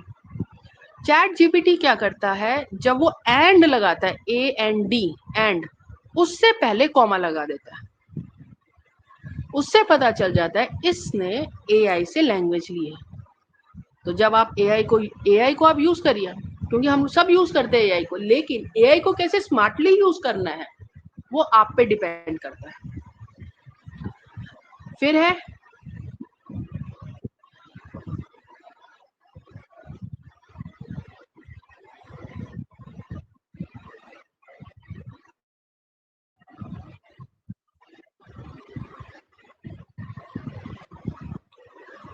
ग्रेजुएट अनएम्प्लॉयमेंट, बहुत सारे अब तक ऐसे ग्रेजुएट्स हैं जिनको जॉब नहीं मिली है और उनमें कई ऐसी स्किल्स हैं जिसकी कंपनी को जरूरत है, लेकिन कुछ अप्रोच नहीं कर पाते, किसी को अपॉर्चुनिटी नहीं मिलती। फिर है नीड फॉर ग्लोबल कॉम्पिटिटिवनेस। अब हम सब ने पॉलिसी के बारे में पढ़ा, NEP 2020 के बारे में, उसमें वोकेशनल एजुकेशन पे है, होलिस्टिक एजुकेशन पे, डेवलपमेंट पे है, एकेडमिक बास्केट कोर्सेज पे है, वैल्यू एडेड कोर्सेज पे है। अब ये देखना है हमें कि कौन से यूनिवर्सिटीज या कौन से कॉलेजेस हैं वो प्रोवाइड रियलिटी में करवा रहे हैं कि बच्चा कुछ सीखे, ताकि अगर वो बाहर भी जाता है, किसी और स्टेट में जाता है या आउट ऑफ इंडिया जाता है, तो वो जो उसकी स्किल है वो उसको वहाँ काम आए। क्योंकि जरूरी नहीं है जाते ही उसको नौकरी मिल जाए, लेकिन अगर उसके पास कोई ऐसी स्किल है जो उसकी बहुत अच्छी और वहां पर उसकी जरूरत है, तो जब तक उसकी चाह की नौकरी उसे नहीं मिलती, जब तक वो कर सकता है कि उसका डेली का खाना पीना हो जाए। नेक्स्ट है इंडस्ट्रियल ग्रोथ रिक्वायरमेंट। हमारी इंडस्ट्री जैसे जैसे जिसमें ग्रोथ कर रही है, अब आप सबने सुना होगा MSME के बारे में, लेकिन कितने यूनिवर्सिटीज में वो होस्ट इंस्टीट्यूट है जो वो स्टूडेंट्स को प्रोजेक्ट्स को फंड कर सके।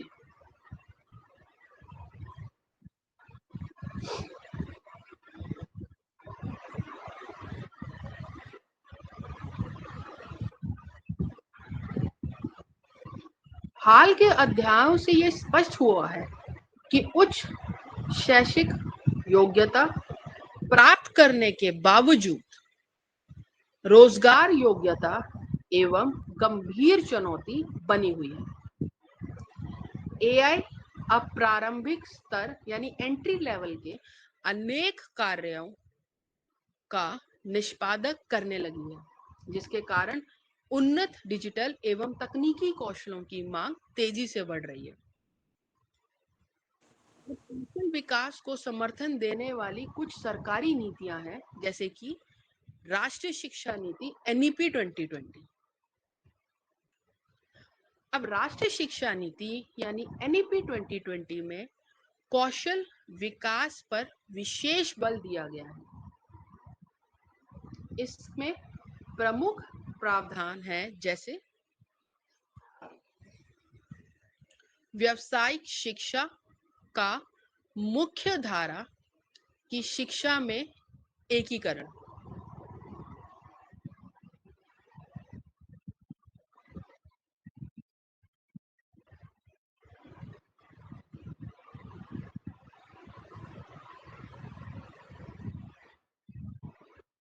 यानी कि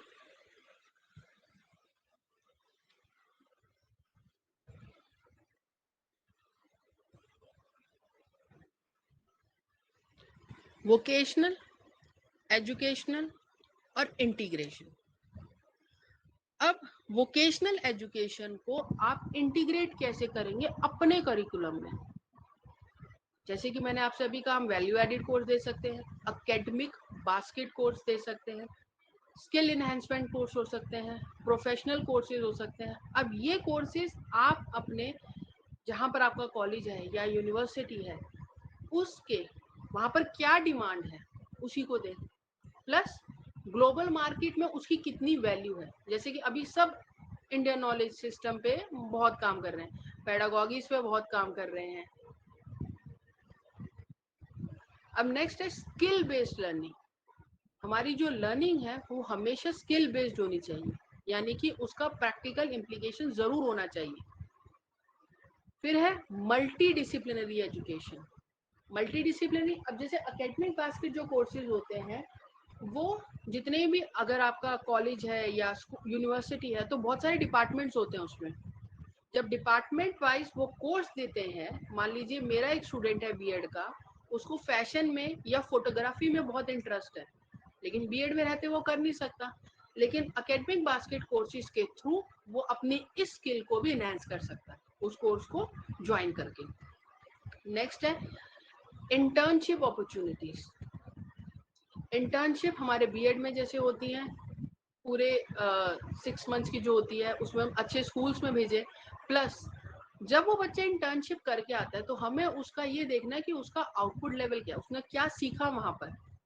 हम लोग क्या करते हैं, फाइल्स ले ली, फाइल्स तो जाहिर सी बात अच्छा बनाएगा, वो कर लिया, लेकिन क्या हम वापस आके कितने ऐसे स्टूडेंट्स सॉरी टीचर्स हैं जो ये चेक करते हैं कि उन बच्चों ने कैसे पढ़ाया, या इंटर्नशिप पे जाने से पहले उनको कितनी ट्रेनिंग दी गई। कई बार क्या होता है, स्कूल अवेलेबल नहीं होते, जैसे बच्चे ने पढ़ाना होता है 10th में तो हम उसे 4th क्लास में भेज देते हैं पढ़ाने के लिए, कई स्कूल्स में ऐसा होता है। प्लस कई स्कूल्स में क्या होता है कि आपको पढ़ाई के साथ साथ उनको अलग से भी कुछ सिखाया जाता है, जैसे आर्ट एंड क्राफ्ट के बारे में हो गया, या कोई और उनका डांस का हो गया, म्यूजिक का हो गया। तो हमें ऐसे स्कूल्स को चुनना है जो बच्चों की स्किल्स को एक्सप्लोर कर सके। ये नहीं सिर्फ पढ़ाया और आ गया, नहीं, वो और एक्स्ट्रा क्या करवाते हैं उनसे, उनकी को करिकुलर एक्टिविटीज में उनका क्या पार्ट रहा, और अगर पार्ट रहा उन्होंने अपनी डायरी में रिफ्लेक्शंस में लिखा है, तो जब वो वापस आते हैं तो वो उतना उसी चीज को अपने क्लासरूम में अपने बाकी फ्रेंड्स के साथ उसको कितना इम्प्लीमेंट करवा पाते हैं। नेक्स्ट है इंडस्ट्री अकेडमिया कोलैबोरेशन। हमारी इंडस्ट्री बीएड और बीएड वालों के लिए तो स्कूल है, एमएड वालों के लिए कॉलेजेस हैं, उनके साथ हमारा कितना कोलैबोरेशन है। अब हमने ये हमेशा देखा, पढ़ा इंटर्नशिप्स हम पढ़ने के लिए भेज देते हैं, आर्ट एंड क्राफ्ट भी हो गया, लेकिन अब हमें उसे थोड़ा सा अलग सोचना है। हम कैसे अलग सोच सकते हैं, हर स्कूल या कॉलेज कुछ ना कुछ सेमिनार्स, वर्कशॉप्स, एफडीपीज कंडक्ट करा। अब कई बार क्या होता है, कंडक्ट तो वो लोग कराना चाहते हैं लेकिन उनके पास कोई ऐसा है नहीं जो उसे कंडक्ट करा पाए। तो हम उनसे ये कह सकते हैं कि सर, जिन स्टूडेंट्स को हम भेज रहे हैं आपके यहाँ इंटर्नशिप पे, आप उनसे वो चीज कंडक्ट करा सकते हैं, हमारे स्टूडेंट्स की ट्रेनिंग हो जाएगी और उनका वो प्रोग्राम एक हो जाएगा। प्लस नेक्स्ट टाइम जब वो बच्चे और गवर्नमेंट के साथ कुछ कंडक्ट कराना चाहेंगे तो उनके पास ऑलरेडी उस चीज का एक्सपीरियंस होगा। नेक्स्ट है डिजिटल लर्निंग। हर एक स्टूडेंट जरूरी नहीं है कि वो डिजिटली लिटरेट हो। कई बार बच्चे शर्म के मारे नहीं बोल पाते कि हमें नहीं आता कंप्यूटर को, वर्ड को, एक्सेल को, पीपीटी को बनाना।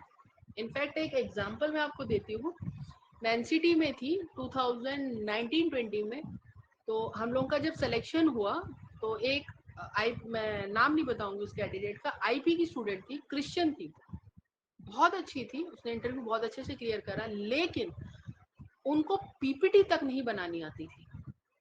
यहाँ तक कि उनको ये नहीं पता था कि पीपीटी होती कहाँ है, बनाने के लिए उन्हें कहाँ से ओपन करना है। तो इसलिए चाहे स्टूडेंट्स को, अगर स्टूडेंट कहता भी है मुझे आता, तो भी हमें प्रैक्टिकली उससे करवा के देखना चाहिए। हो सकता है उसको अगर कम आता तो हम उसको सिखा सकते हैं, और अगर ज्यादा आता है तो वो बाकी स्टूडेंट्स की हेल्प कर सकते हैं। अब इसके की टारगेट्स क्या है हमारे एनईपी 2020 का? पहला कि एटलीस्ट 50% बच्चे का वोकेशनल एक्सपोजर होना चाहिए, पढ़ाई के साथ साथ उसकी वोकेशनल एजुकेशन भी स्ट्रांग होनी चाहिए, और हमें वोकेशनल एजुकेशन को स्कूल लेवल से ही इंटीग्रेट करना स्टार्ट करना होगा।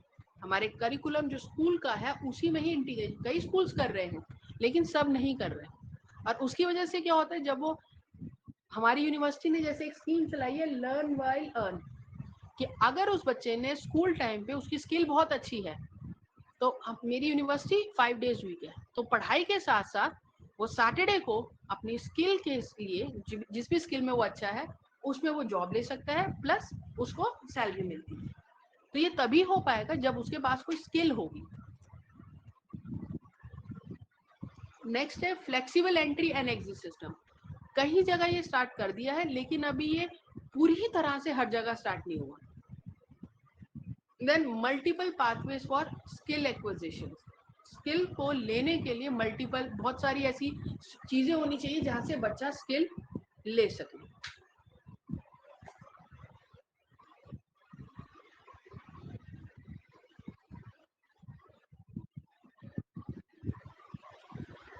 अब नेक्स्ट है राष्ट्रीय कौशल विकास एवं उद्यमिता नीति 2015।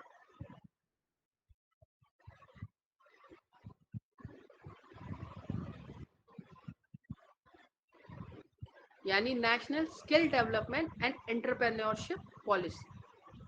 अब इसके ऑब्जेक्टिव्स हैं, हमें एक ऐसा इकोसिस्टम बनाना है, हमें एक ऐसा सिस्टम बनाना है जहां पर स्किल को हम डेवलप कर सकें। कोई भी स्किल बड़ी या छोटी नहीं होती। हम सबने वो मूवी देखी होगी एक तारे ज़मीं पे, उसमें जो वो बच्चा होता है वो पढ़ाई में इतना अच्छा नहीं होता, लेकिन वो ड्राइंग में बहुत अच्छा होता है। लेकिन पहले उसकी इस स्किल को कोई नहीं पहचानता, लेकिन जैसे ही आमिर खान आता है वो इस स्किल को देखता है और फिर वो इसी स्किल को एक्सपोज करता है, पेरेंट्स को बताना, उसके फ्रेंड्स को बताना और उसके प्रिंसिपल को बताना। फिर हमारी जितनी भी ट्रेनिंग है, जैसे कि हम लोग को इंटर्नशिप पे ही भेजते हैं, वो इंडस्ट्री लेड होनी चाहिए। अब हम लोग बच्चे को पढ़ाना तो सिखा देते हैं, डायरी एंट्री ये सब, लेकिन अगर उस बच्चे को जो हमने इंटर्नशिप पे भेजा है, ये जो हमारा प्यूपिल टीचर है, प्रोस्पेक्टिव टीचर है जो हमारा, क्या वो लाइब्रेरी के रिकॉर्ड्स बना सकता है? इस चीज पे भी हमें ध्यान देना है कि वो हर चीज का काम कर सके। को करिकुलर एक्टिविटी कराता है, कराना चाहता है या हो चुकी है, उसकी रिपोर्ट वो कैसे बनाएगा, उसको प्लान कैसे करेगा, और अगर उसको वो कार्य दिया जाए तो वो कैसे करेगा। और जो भी काम वो कर रहा है उसमें कुछ क्वालिटी होनी चाहिए।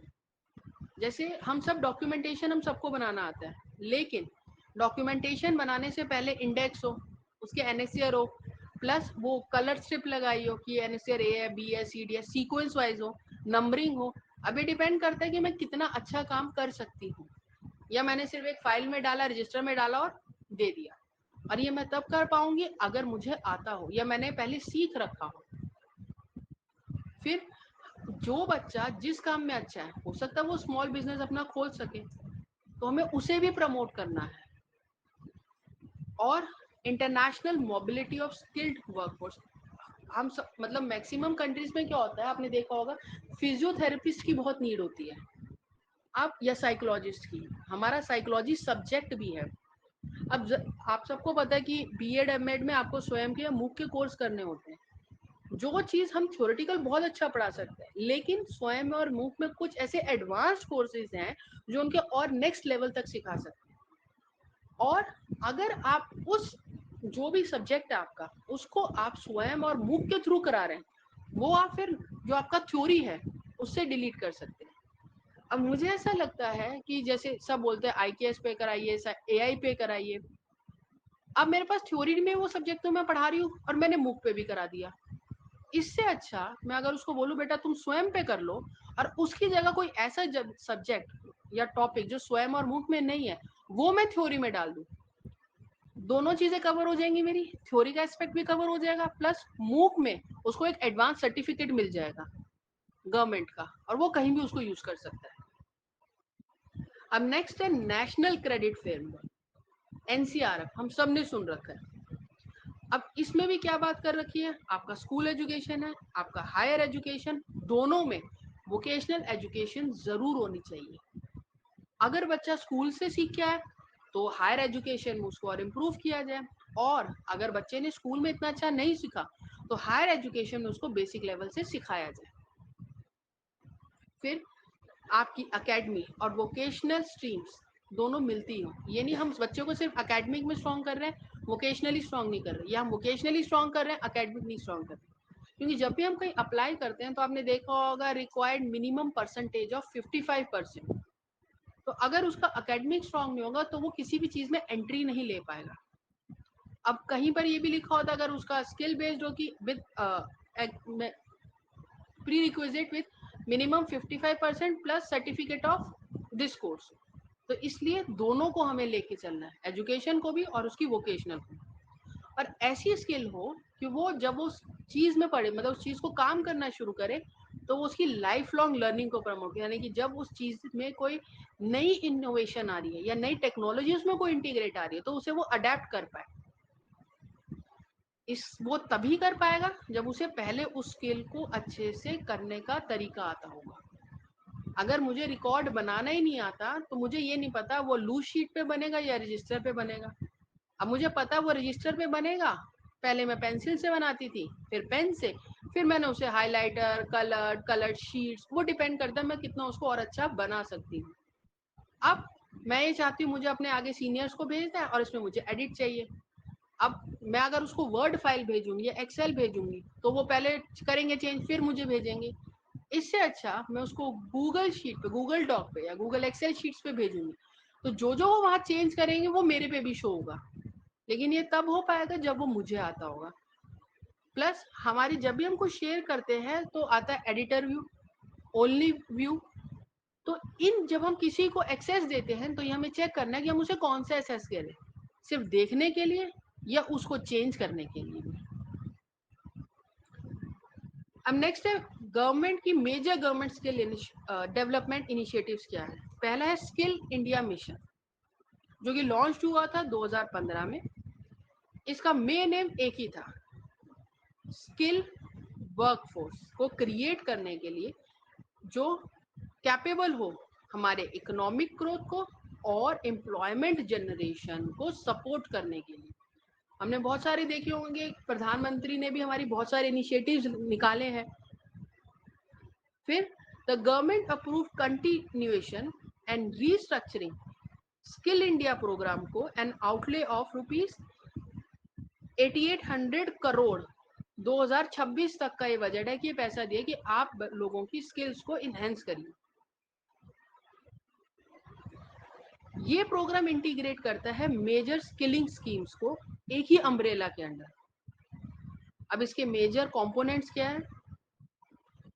PMKY 4.0, PM NEPS, JSS यानी जन शिक्षण संस्थान। अब नेक्स्ट है, अब हम इनको एक एक करके डिस्कस करेंगे। पहला है PMKVY 4.0 यानी प्रधानमंत्री कौशल विकास योजना। ये इंडिया का फ्लैगशिप स्किल सर्टिफिकेशन प्रोग्राम है। आपको सर्टिफिकेट मिलेगा।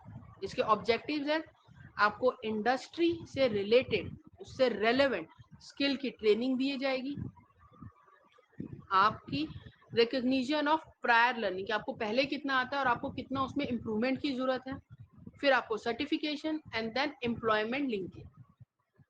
इसके जो मेन एरियाज है जिसमें ये फोकस करता है वो है आपका AI यानी आर्टिफिशियल इंटेलिजेंस, आपके robotics, coding, data analytics, cyber security and industry 4.0 technologies. अब इसमें 2024-25 में एक रीसेंट अचीवमेंट हुई है, यानी 20.3 लाख कैंडिडेट से भी ज्यादा ट्रेंड करे गए हैं इस योजना के अंदर। ये इंफॉर्मेशन जो है वो प्रेस इंफॉर्मेशन ब्यूरो ने दी है। अब अगली है PM NEPS यानी प्रधानमंत्री नेशनल अप्रेंटिसशिप प्रमोशनल स्कीम्स। अब इसका मेन ऑब्जेक्टिव है अप्रेंटिसशिप बेस्ड लर्निंग को प्रमोट करना, इंडस्ट्रीज को एक्सपोज करना और वर्क इंटीग्रेटेड ट्रेनिंग देना। इसके बेनिफिट्स क्या है? आपको स्टाइफंड मिलते हैं, सपोर्ट मिलती है, इंडस्ट्री का एक्सपीरियंस मिलता है, इम्प्रूव्ड एम्प्लॉयबिलिटी यानी कि आप देखेंगे जब जैसे कि इंटर्नशिप्स की मैंने आपसे बात करी थी कि हम अच्छे स्कूल्स में या अच्छी इंडस्ट्रीज में अगर बच्चों को इंटर्नशिप में भेजेंगे तो वो कुछ नया ही सीख के आएंगे। अब कुछ इंटर्नशिप फ्री होती है, कुछ पेड होती है, तो ये हमें आइडेंटिफाई करना है कि वो पेड वाली कौन सी अच्छी है या फ्री वाली अच्छी है या बच्चा कितना सीखता है, प्लस उनका जो वो सीख के आ रहे हैं उससे उनका इंडस्ट्री से उनमें जब वो ज्वाइन करेंगे, वो कोर्स उनका कंप्लीट होगा तो कितनी एम्प्लॉयमेंट अपॉर्चुनिटीज उनके लिए अवेलेबल होंगी। कई बार हम क्या करते हैं जब हम इंडस्ट्रीज में भेजते हैं कि नहीं बेटा हमें ये बीटेक की नहीं मिली है तो तुम BBA वाले में चले जाओ। अब उस बच्चे ने अपनी इंटर्नशिप पूरी करनी है इसलिए वो चला जाता है, लेकिन जब उसकी वो इंटर्नशिप पूरी हो, जरूरी नहीं है BBA में वो टॉपिक ना हो या जिसमें वो जाना चाहे, लेकिन हमें ये भी देखना है कि वो इंटर्नशिप उसके लिए यूजफुल हो। कई बार स्टूडेंट्स हमें कहते हैं कि हमारे रिलेटिव की शॉप है या स्कूल है या इंडस्ट्री, या हम वहां चले जाते हैं, वहां से सर्टिफिकेट बना लाते हैं। तो इन सब चीजों को हमें ही आइडेंटिफाई करनी है। हमारे यहाँ जो CRC डिपार्टमेंट है, कॉर्पोरेट रिसोर्स सिस्टम, अगर यूनिवर्सिटीज आपकी या ट्रेनिंग एंड प्लेसमेंट है तो उसमें हमें इंडस्ट्री आइडेंटिफाई करनी है। प्लस अब जरूरी नहीं है ये सब चीजें हर जगह अवेलेबल हो। हम क्या कर सकते हैं, हम क्या कर सकते हैं, जो हमारे सीनियर मोस्ट हैं हमारी ऑर्गेनाइजेशन से, एटलीस्ट वो एक एक दो ऑर्गेनाइजेशन को या स्कूल्स को या कॉलेजेस को जानते हैं, हम उनसे बात करके आइडेंटिफाई करके अपने स्टूडेंट्स को फिर वहां भेज सकते हैं। अब इसमें रीसेंट अचीवमेंट जो हुई थी 24-25 में कि नियरली 9.85 लाख अप्रेंटिस वर इंगेज्ड। अब नेक्स्ट है JSS यानी जन शिक्षण संस्थान। अब इसके जो टारगेट ग्रुप है वो है वुमेन, या जो स्कूल से ड्रॉप आउट स्टूडेंट्स है, या हमारा यूथ जो रूरल एरिया में रहते हैं, या हमारे जो मार्जिनलाइज्ड कम्युनिटीज है। अब इसका फोकस जो रहता है वो होता है लाइवलीहुड ओरिएंटेड स्किल्स में, कि यानी कि हम अपना जो लाइवलीहुड है, जो नॉर्मल खाना, बेसिक नेसेसिटीज है, हम उसको पूरा कर सकें। प्लस कम्युनिटी बेस्ड ट्रेनिंग, कि उस जरूरी नहीं कि हम हर किसी को बहुत अच्छी ट्रेनिंग दे सकें, या कुछ लोग स्कूल्स और कॉलेजेस को अफोर्ड कर सकते हैं, नहीं कर सकते। तो इसलिए ये इनिशिएटिव इसलिए बनाया गया कि जो भी जिसको भी हम ट्रेनिंग दे रहे हैं वो अपने हम उस एरिया की क्या नीड है उससे रिलेटेड उसको ट्रेनिंग दी जाए, ताकि उसको वो अपनी सोसाइटी में दे पाए और उसके थ्रू अपना पैसा बेसिक नेसेसिटीज को पूरा कर सके। Plus entrepreneurship. अब इसका ओवर 5 लाख बेनिफिशियरीज वर ट्रेन 2024 और 25 में। अब नेक्स्ट है SIDH यानी स्किल इंडिया डिजिटल हब। जैसे कि नेम ही सजेस्ट कर रहा है, स्किल और डिजिटल, यानी ऐसा इंफ्रास्ट्रक्चर, डिजिटल इंफ्रास्ट्रक्चर देना जिसमें हम स्किल्स को डेवलप कर सकें। अब वो कैसा हो, जैसे कि हमारे डिजिटल रजिस्ट्रेशंस हो गए, कोर्स डिस्कवरी हो गए, असेसमेंट हो गए, सर्टिफिकेशन हो गए, हमारा एम्प्लॉयर कनेक्टिविटी जैसे मैंने आपसे कहा कि जरूरी नहीं हम हर एक इंडस्ट्री को जानते हैं, तो जब जो हमारे नोन है या ऑर्गेनाइजेशन में सीनियर्स हैं, हम उनकी हेल्प ले सकते हैं कि अगर आप किसी एम्प्लॉयर को, किसी इंडस्ट्री को जानते हैं तो हम उनसे बात करके अपने स्टूडेंट्स को वहां भेज सकते हैं। अब इसका करंट स्टैटिस्टिक्स जब से ये लॉन्च हुआ है, ओवर 1 करोड़ कैंडिडेट्स इसमें रजिस्टर्ड हो चुके हैं, more than 7,000 training providers, more than 70 assessment agencies हैं, over 6,800 employers and industries partners on board अभी पोर्टल पे हैं। अब नेक्स्ट है इंडस्ट्रियल ट्रेनिंग इंस्टीट्यूट्स यानी ITIS। अब इसमें क्या है, द क्राफ्टमैन ट्रेनिंग स्कीम होती दी जाती है ITIS के through. As name suggest, industrial training तो कवर करेगा ये आपका टेक्निकल एजुकेशन, आपकी vocational education, industry specific skills और अप्रेंटिसशिप अपॉर्चुनिटीज। गवर्नमेंट ने एक्सपैंड मतलब सपोर्ट किया है इस सिस्टम को for modernisation and digitalisation incentives initiatives under skill India mission के तहत। अब नेक्स्ट है हमारी NCS यानी नेशनल करियर सर्विसेज। इसके ऑब्जेक्टिव्स क्या है, एम्प्लॉयमेंट देना, स्टूडेंट्स को करियर काउंसलिंग देना, प्लस उनको उनसे ये जानना, जब हम करियर काउंसलिंग करेंगे तो हमें उनका इंटरेस्ट पता चलेगा, जब हमें उनका इंटरेस्ट पता चलेगा तो उससे रिलेटेड जॉब को आइडेंटिफाई करना और उनको वहां भेजना। और हमें ये भी देखना है कि कहाँ पर अभी किस स्किल की जरूरत है। जब हम करियर काउंसलिंग किसी स्टूडेंट्स की करते हैं तो हम आइडेंटिफाई कर पाते हैं ये स्टूडेंट इसमें अच्छा है, ये स्टूडेंट इस चीज में अच्छा है। जब हम उसको आइडेंटिफाई कर पाएंगे तो हम उसको जॉब मैचिंग कर पाएंगे। जब जॉब मैचिंग कर पाएंगे तभी हम ये, हमारे पास ये डेटा भी होगा कि इस कंपनी में अभी बीटेक स्टूडेंट्स की जरूरत है या इस स्कूल में अभी पेडागॉजी ऑफ इंग्लिश टीचर की जरूरत है। तो जब हमने करियर काउंसलिंग के थ्रू उनके इंटरेस्ट को जाना तो हम उन स्टूडेंट्स को वहीं भेजेंगे।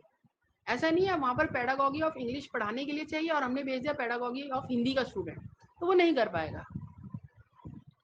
अब इसके बेनिफिट्स क्या है, ऑनलाइन जॉब पोर्टल है, करियर गाइडेंस है एंड स्किल गैप आइडेंटिफिकेशन। अब नेक्स्ट है स्टार्टअप इंडिया जो 2016 में लॉन्च हुई थी एंटरप्रेन्योरशिप को प्रमोट करने के लिए। इसके फाइनेंशियल बेनिफिट जो है वो है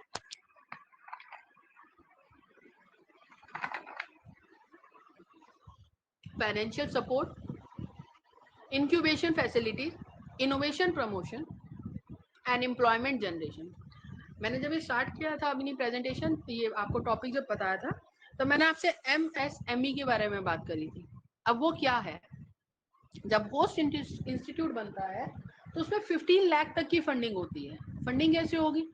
हमारे स्टूडेंट ने कोई प्रोजेक्ट बनाया, वो प्रोजेक्ट को हमने जब वहां भेजा, अगर वो अप्रूव हो जाता है तो उसको आगे, वो प्रोजेक्ट स्टूडेंट अकेला नहीं बनाएगा, किसी कंपनी, किसी ऑर्गेनाइजेशन या किसी के साथ मिल के बनाएगा.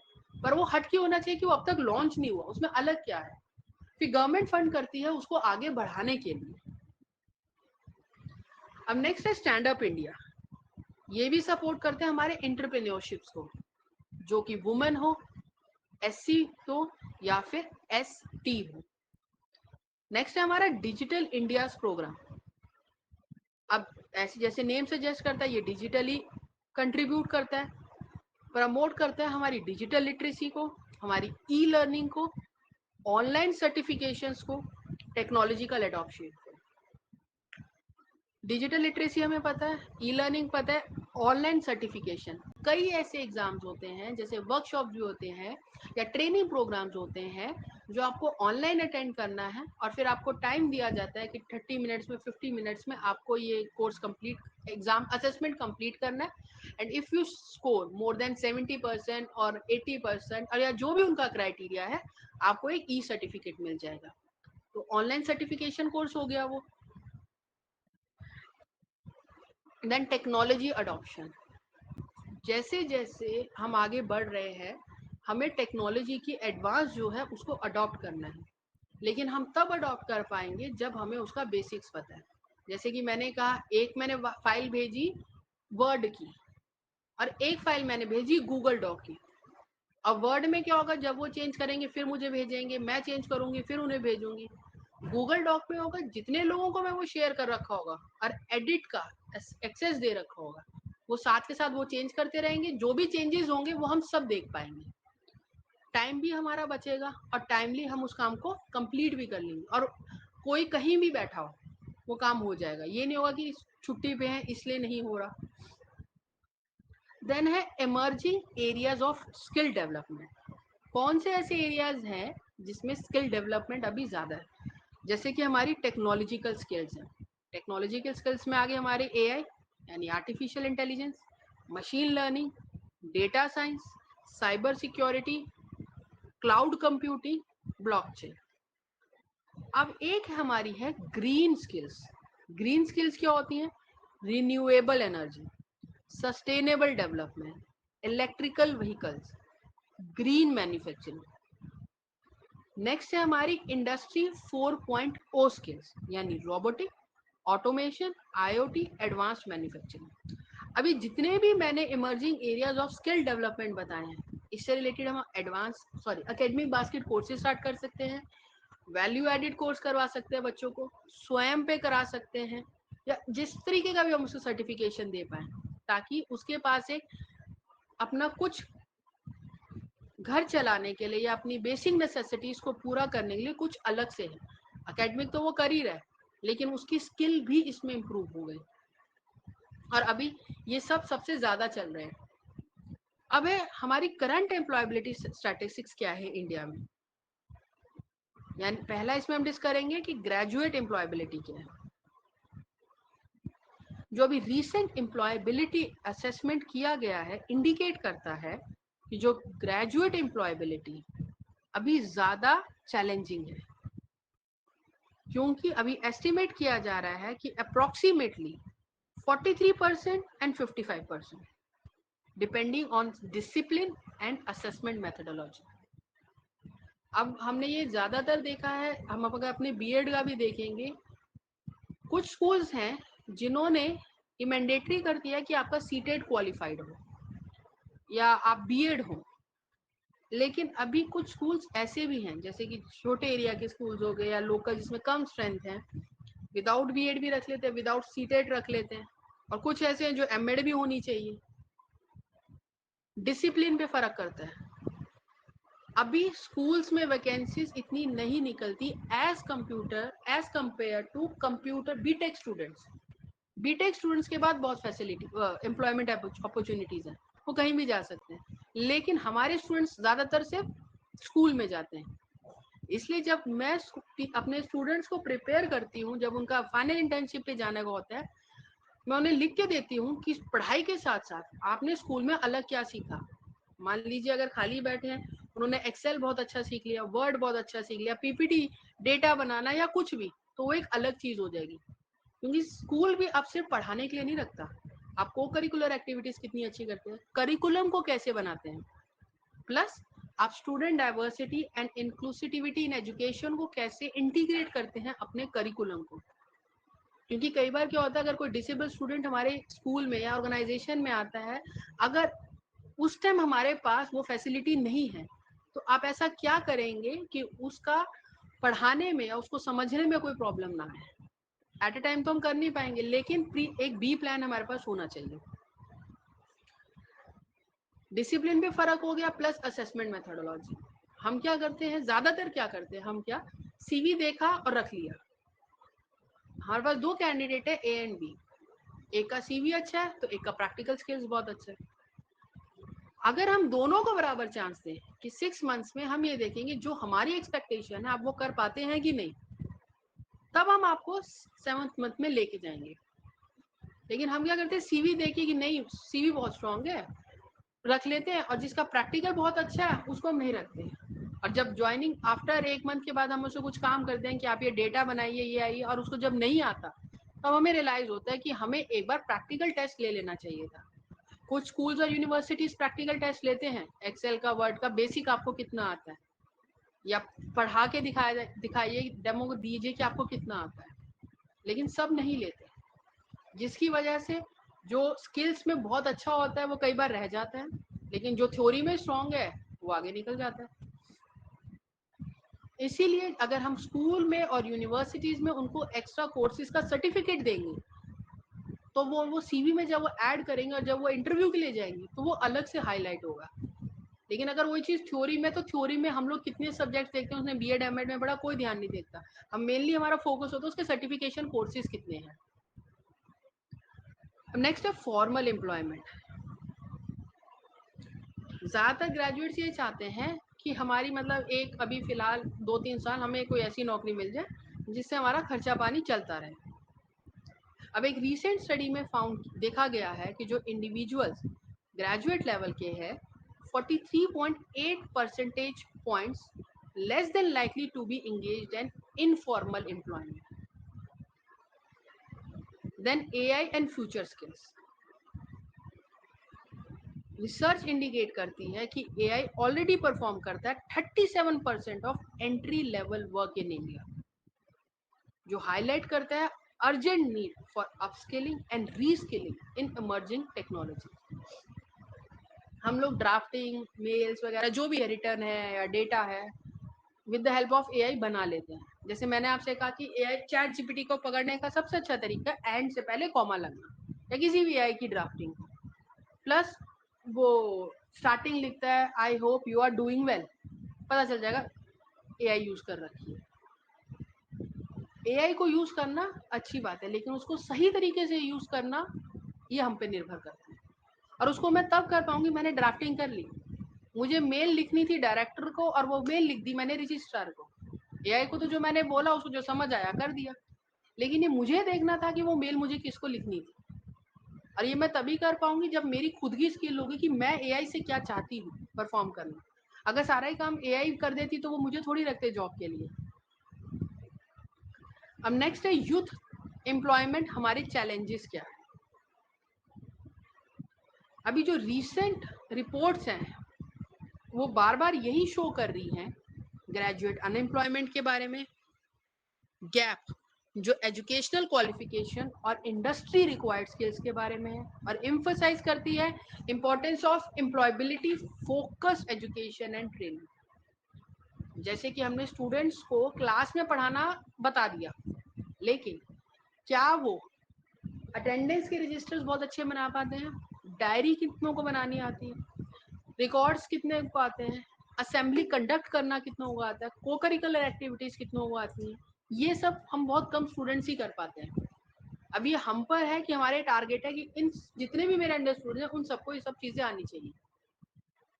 लैब्स में जितना भी है उसके जो रजिस्टर है, लैब रजिस्टर्स जो होते हैं वो कितना अच्छा बना पाते हैं, या कितने जितनी भी चीजें हैं डिस्पोज ऑफ कब करना है, कब हमें नया बनाना है, सेल परचेज जो भी है वो सब काम कर पाते हैं नहीं।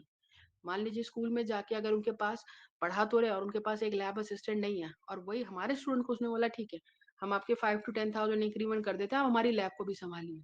वो लैब को वो तभी संभाल पाएगा जब उस लैब के बारे में उसको पता हो, नहीं तो वो नहीं कर पाएगा।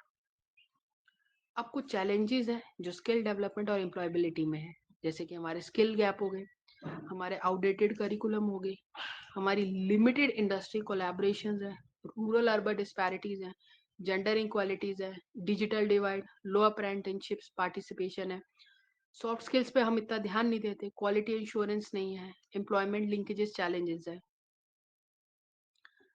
अब हमारी स्ट्रैटेजीज क्या है कि हम एम्प्लॉयबिलिटी को बढ़ा सकें। पहले एजुकेशनल इंस्टीट्यूशंस क्या करें, हमें OBE पे फोकस करना है, आउटकम बेस्ड एजुकेशन पे। हम सब बात कर रहे हैं लेकिन कितने % ऐसे प्रोफेसर्स हैं, ऐसे टीचर्स हैं जो CO PO यानी course outcome, programme outcome, programme specific outcomes के बारे में उन्हें पता है, उनकी मैपिंग कर सकते हैं। प्लस हमारा जो करिकुलम है वो इंडस्ट्री से रिलेटेड होना चाहिए, हमारी इंटर्नशिप जहाँ भेजें वो यूजफुल हो, प्रोजेक्ट बेस्ड लर्निंग हो। अगर हम बच्चे को कहते हैं हर क्लास में कुछ ना कुछ इशू होता है, मान लीजिए कोई स्टूडेंट नोटी है या किसी में कम है, तो उस पे हम प्रोजेक्ट अगर ग्रुप में देते हैं तो वो कैसे करके, मतलब एक प्रोजेक्ट आपको अपनी क्लास से करवा के लाना है। Plus skill certification. अब गवर्नमेंट का क्या रोल है, उसको अपने अप्रेंटिसशिप प्रोग्राम्स को बढ़ाना चाहिए। डिजिटल स्किल के लिए जितना वो कर रहे हैं गुड, लेकिन हमें ये भी देखना है रूरल एरियाज में क्या वो इंफ्रास्ट्रक्चर है, और अगर इंफ्रास्ट्रक्चर है तो क्या इलेक्ट्रिसिटी है, और अगर इलेक्ट्रिसिटी भी है क्या वहाँ के जो लोकल जो स्टूडेंट्स हैं हमारे, वो वहाँ पर कितने % बढ़ रहे हैं या ड्रॉप आउट हो रहे हैं, या क्या रीजन है। हमारी डिजिटल स्किल को स्ट्रेंथ करना, इंडस्ट्री पार्टनरशिप्स को और रीजनल स्किल सेंटर्स खोलना। इंडस्ट्री का काम क्या है, जो हमारा करिकुलम है वो स्कूल का करिकुलम है या हायर एजुकेशन का, उसको इंडस्ट्री के साथ रिलेट करना, इंडस्ट्री से रिलेटेड सब्जेक्ट्स करना, वर्क इंटीग्रेटेड लर्निंग होनी चाहिए, कंटिन्यूअस वर्कफोर्स अपस्किलिंग, यानी कि जो अभी ट्रेंड चल रहा है जिस स्किल का, वो उस डिसिप्लिन से रिलेटेड जो भी ट्रेंड है वो हम अपने स्टूडेंट्स को सिखाएं। अब स्टूडेंट्स का क्या है, उनको लाइफ लॉन्ग सीखना है, डिजिटल लिटरेसी होनी चाहिए, प्रोफेशनल नेटवर्किंग होनी चाहिए और एंटरप्रेन्योरशिप ओरिएंटेशन।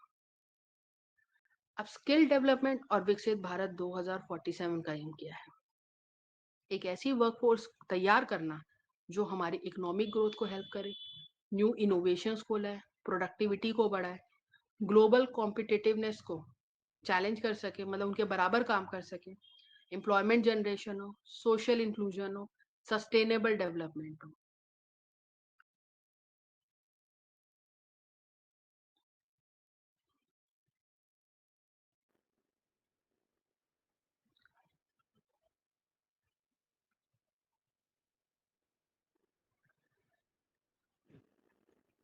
और अंत में मैं सिर्फ इसमें कंक्लूजन में, निष्कर्ष में यही कहना चाहूंगी कि कौशल विकास एवं रोजगार योग्यता में वृद्धि भारत के सामाजिक आर्थिक परिवर्तन की आधारशिलता है। स्किल इंडिया मिशन, प्रधानमंत्री कौशल विकास योजना, प्रधानमंत्री राष्ट्रीय शिक्षुता प्रोत्साहन योजना, skill India digital hub, startup India, digital India तथा राष्ट्रीय शिक्षा नीति के अंतर्गत किए गए सुधारों के माध्यम से भारत एक व्यापक एवं सुदृढ़ कौशल विकास पारिस्थितिक तंत्र का निर्माण कर रहा है।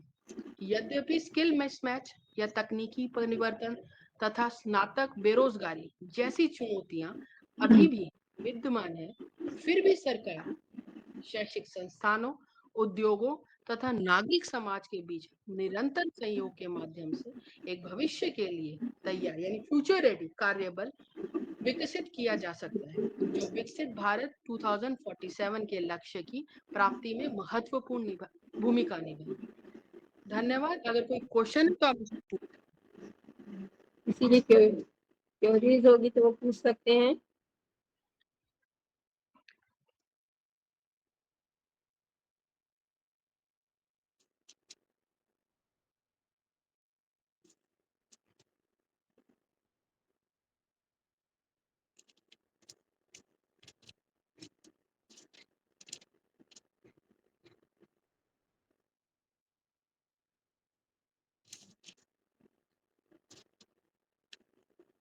चलिए मैम, आपने अपना अमूल्य समय देकर इतना सारगर्भित तरीके से समझाया है। करीब करीब आपने सभी एंगल से, सभी पॉइंट से को कवर करते हुए हमें बहुत महत्वपूर्ण जानकारियां दी। साथ में ही आपने स्किल डेवलपमेंट के बारे में, व्यावसायिक दक्षता, कौशल, संचार कौशल, आलोचनात्मक चिंतन और इसके अलावा रचनात्मक एवं इनोवेशन के बारे में, है ना। साथ में ही आपने ये भी कहा कि हमें अपने इमोशनल पावर को सही जगह उपयोग में लाना चाहिए। इसके अतिरिक्त भारत में कौशल विकास की आवश्यकता क्यों है, इस पर भी आपने जो है पॉइंट को, शिक्षा एवं उद्योग के बीच में कौशल में कैसे तालमेल होना चाहिए, तकनीकी परिवर्तन के साथ साथ हमें भी परिवर्तन करना है। इसके अलावा आपने लर्निंग हमेशा प्रैक्टिकली होनी चाहिए। करीब करीब आपने सभी चीज़ों को कवर करते हुए बहुत ही अच्छे तरीके से हर पॉइंट को कवर किया है, और आशा करती हूँ कि हम सभी लोगों को इससे लाभ अवश्य मिलेगा। मैम का व्याख्यान बहुत अच्छा रहा। मैम ने हर पॉइंट को कवर किया है, और मैं तो ये भी कह सकती हूँ कि गागर में सागर वाली कहावत यहाँ पर पूर्ण रूप से चरितार्थ हो रही है। और हमें हमेशा जो है आगे बढ़ते रहना चाहिए, लेकिन जितनी भी चुनौतियां आई हैं उन चुनौतियों का सामना करने के लिए हमें समाधान भी बताए गए हैं मैडम के द्वारा। साथ में विभिन्न प्रकार की योजनाओं के बारे में भी मैडम ने बताया है, और उन योजनाओं को सरकार के द्वारा किस तरह से लागू किया जा सकता है और हमारी समस्याओं का समाधान भी हो सकता है। इन सभी चीज़ों को मैडम ने बहुत ही विस्तार पूर्वक तरीके से बताया। मैडम का मैं बहुत बहुत धन्यवाद करती हूँ, और हमारे रॉयल परिवार की ओर से मैडम आपका बहुत बहुत धन्यवाद। Thank you Sandhya ma'am, and thank you opportunity दी आप लोगों के साथ जुड़ने के लिए। और मुझे खुशी होगी कि अगर आगे भी आप मुझे अपने साथ ऐसे जोड़े रखें। बिल्कुल जी, धन्यवाद। धन्यवाद।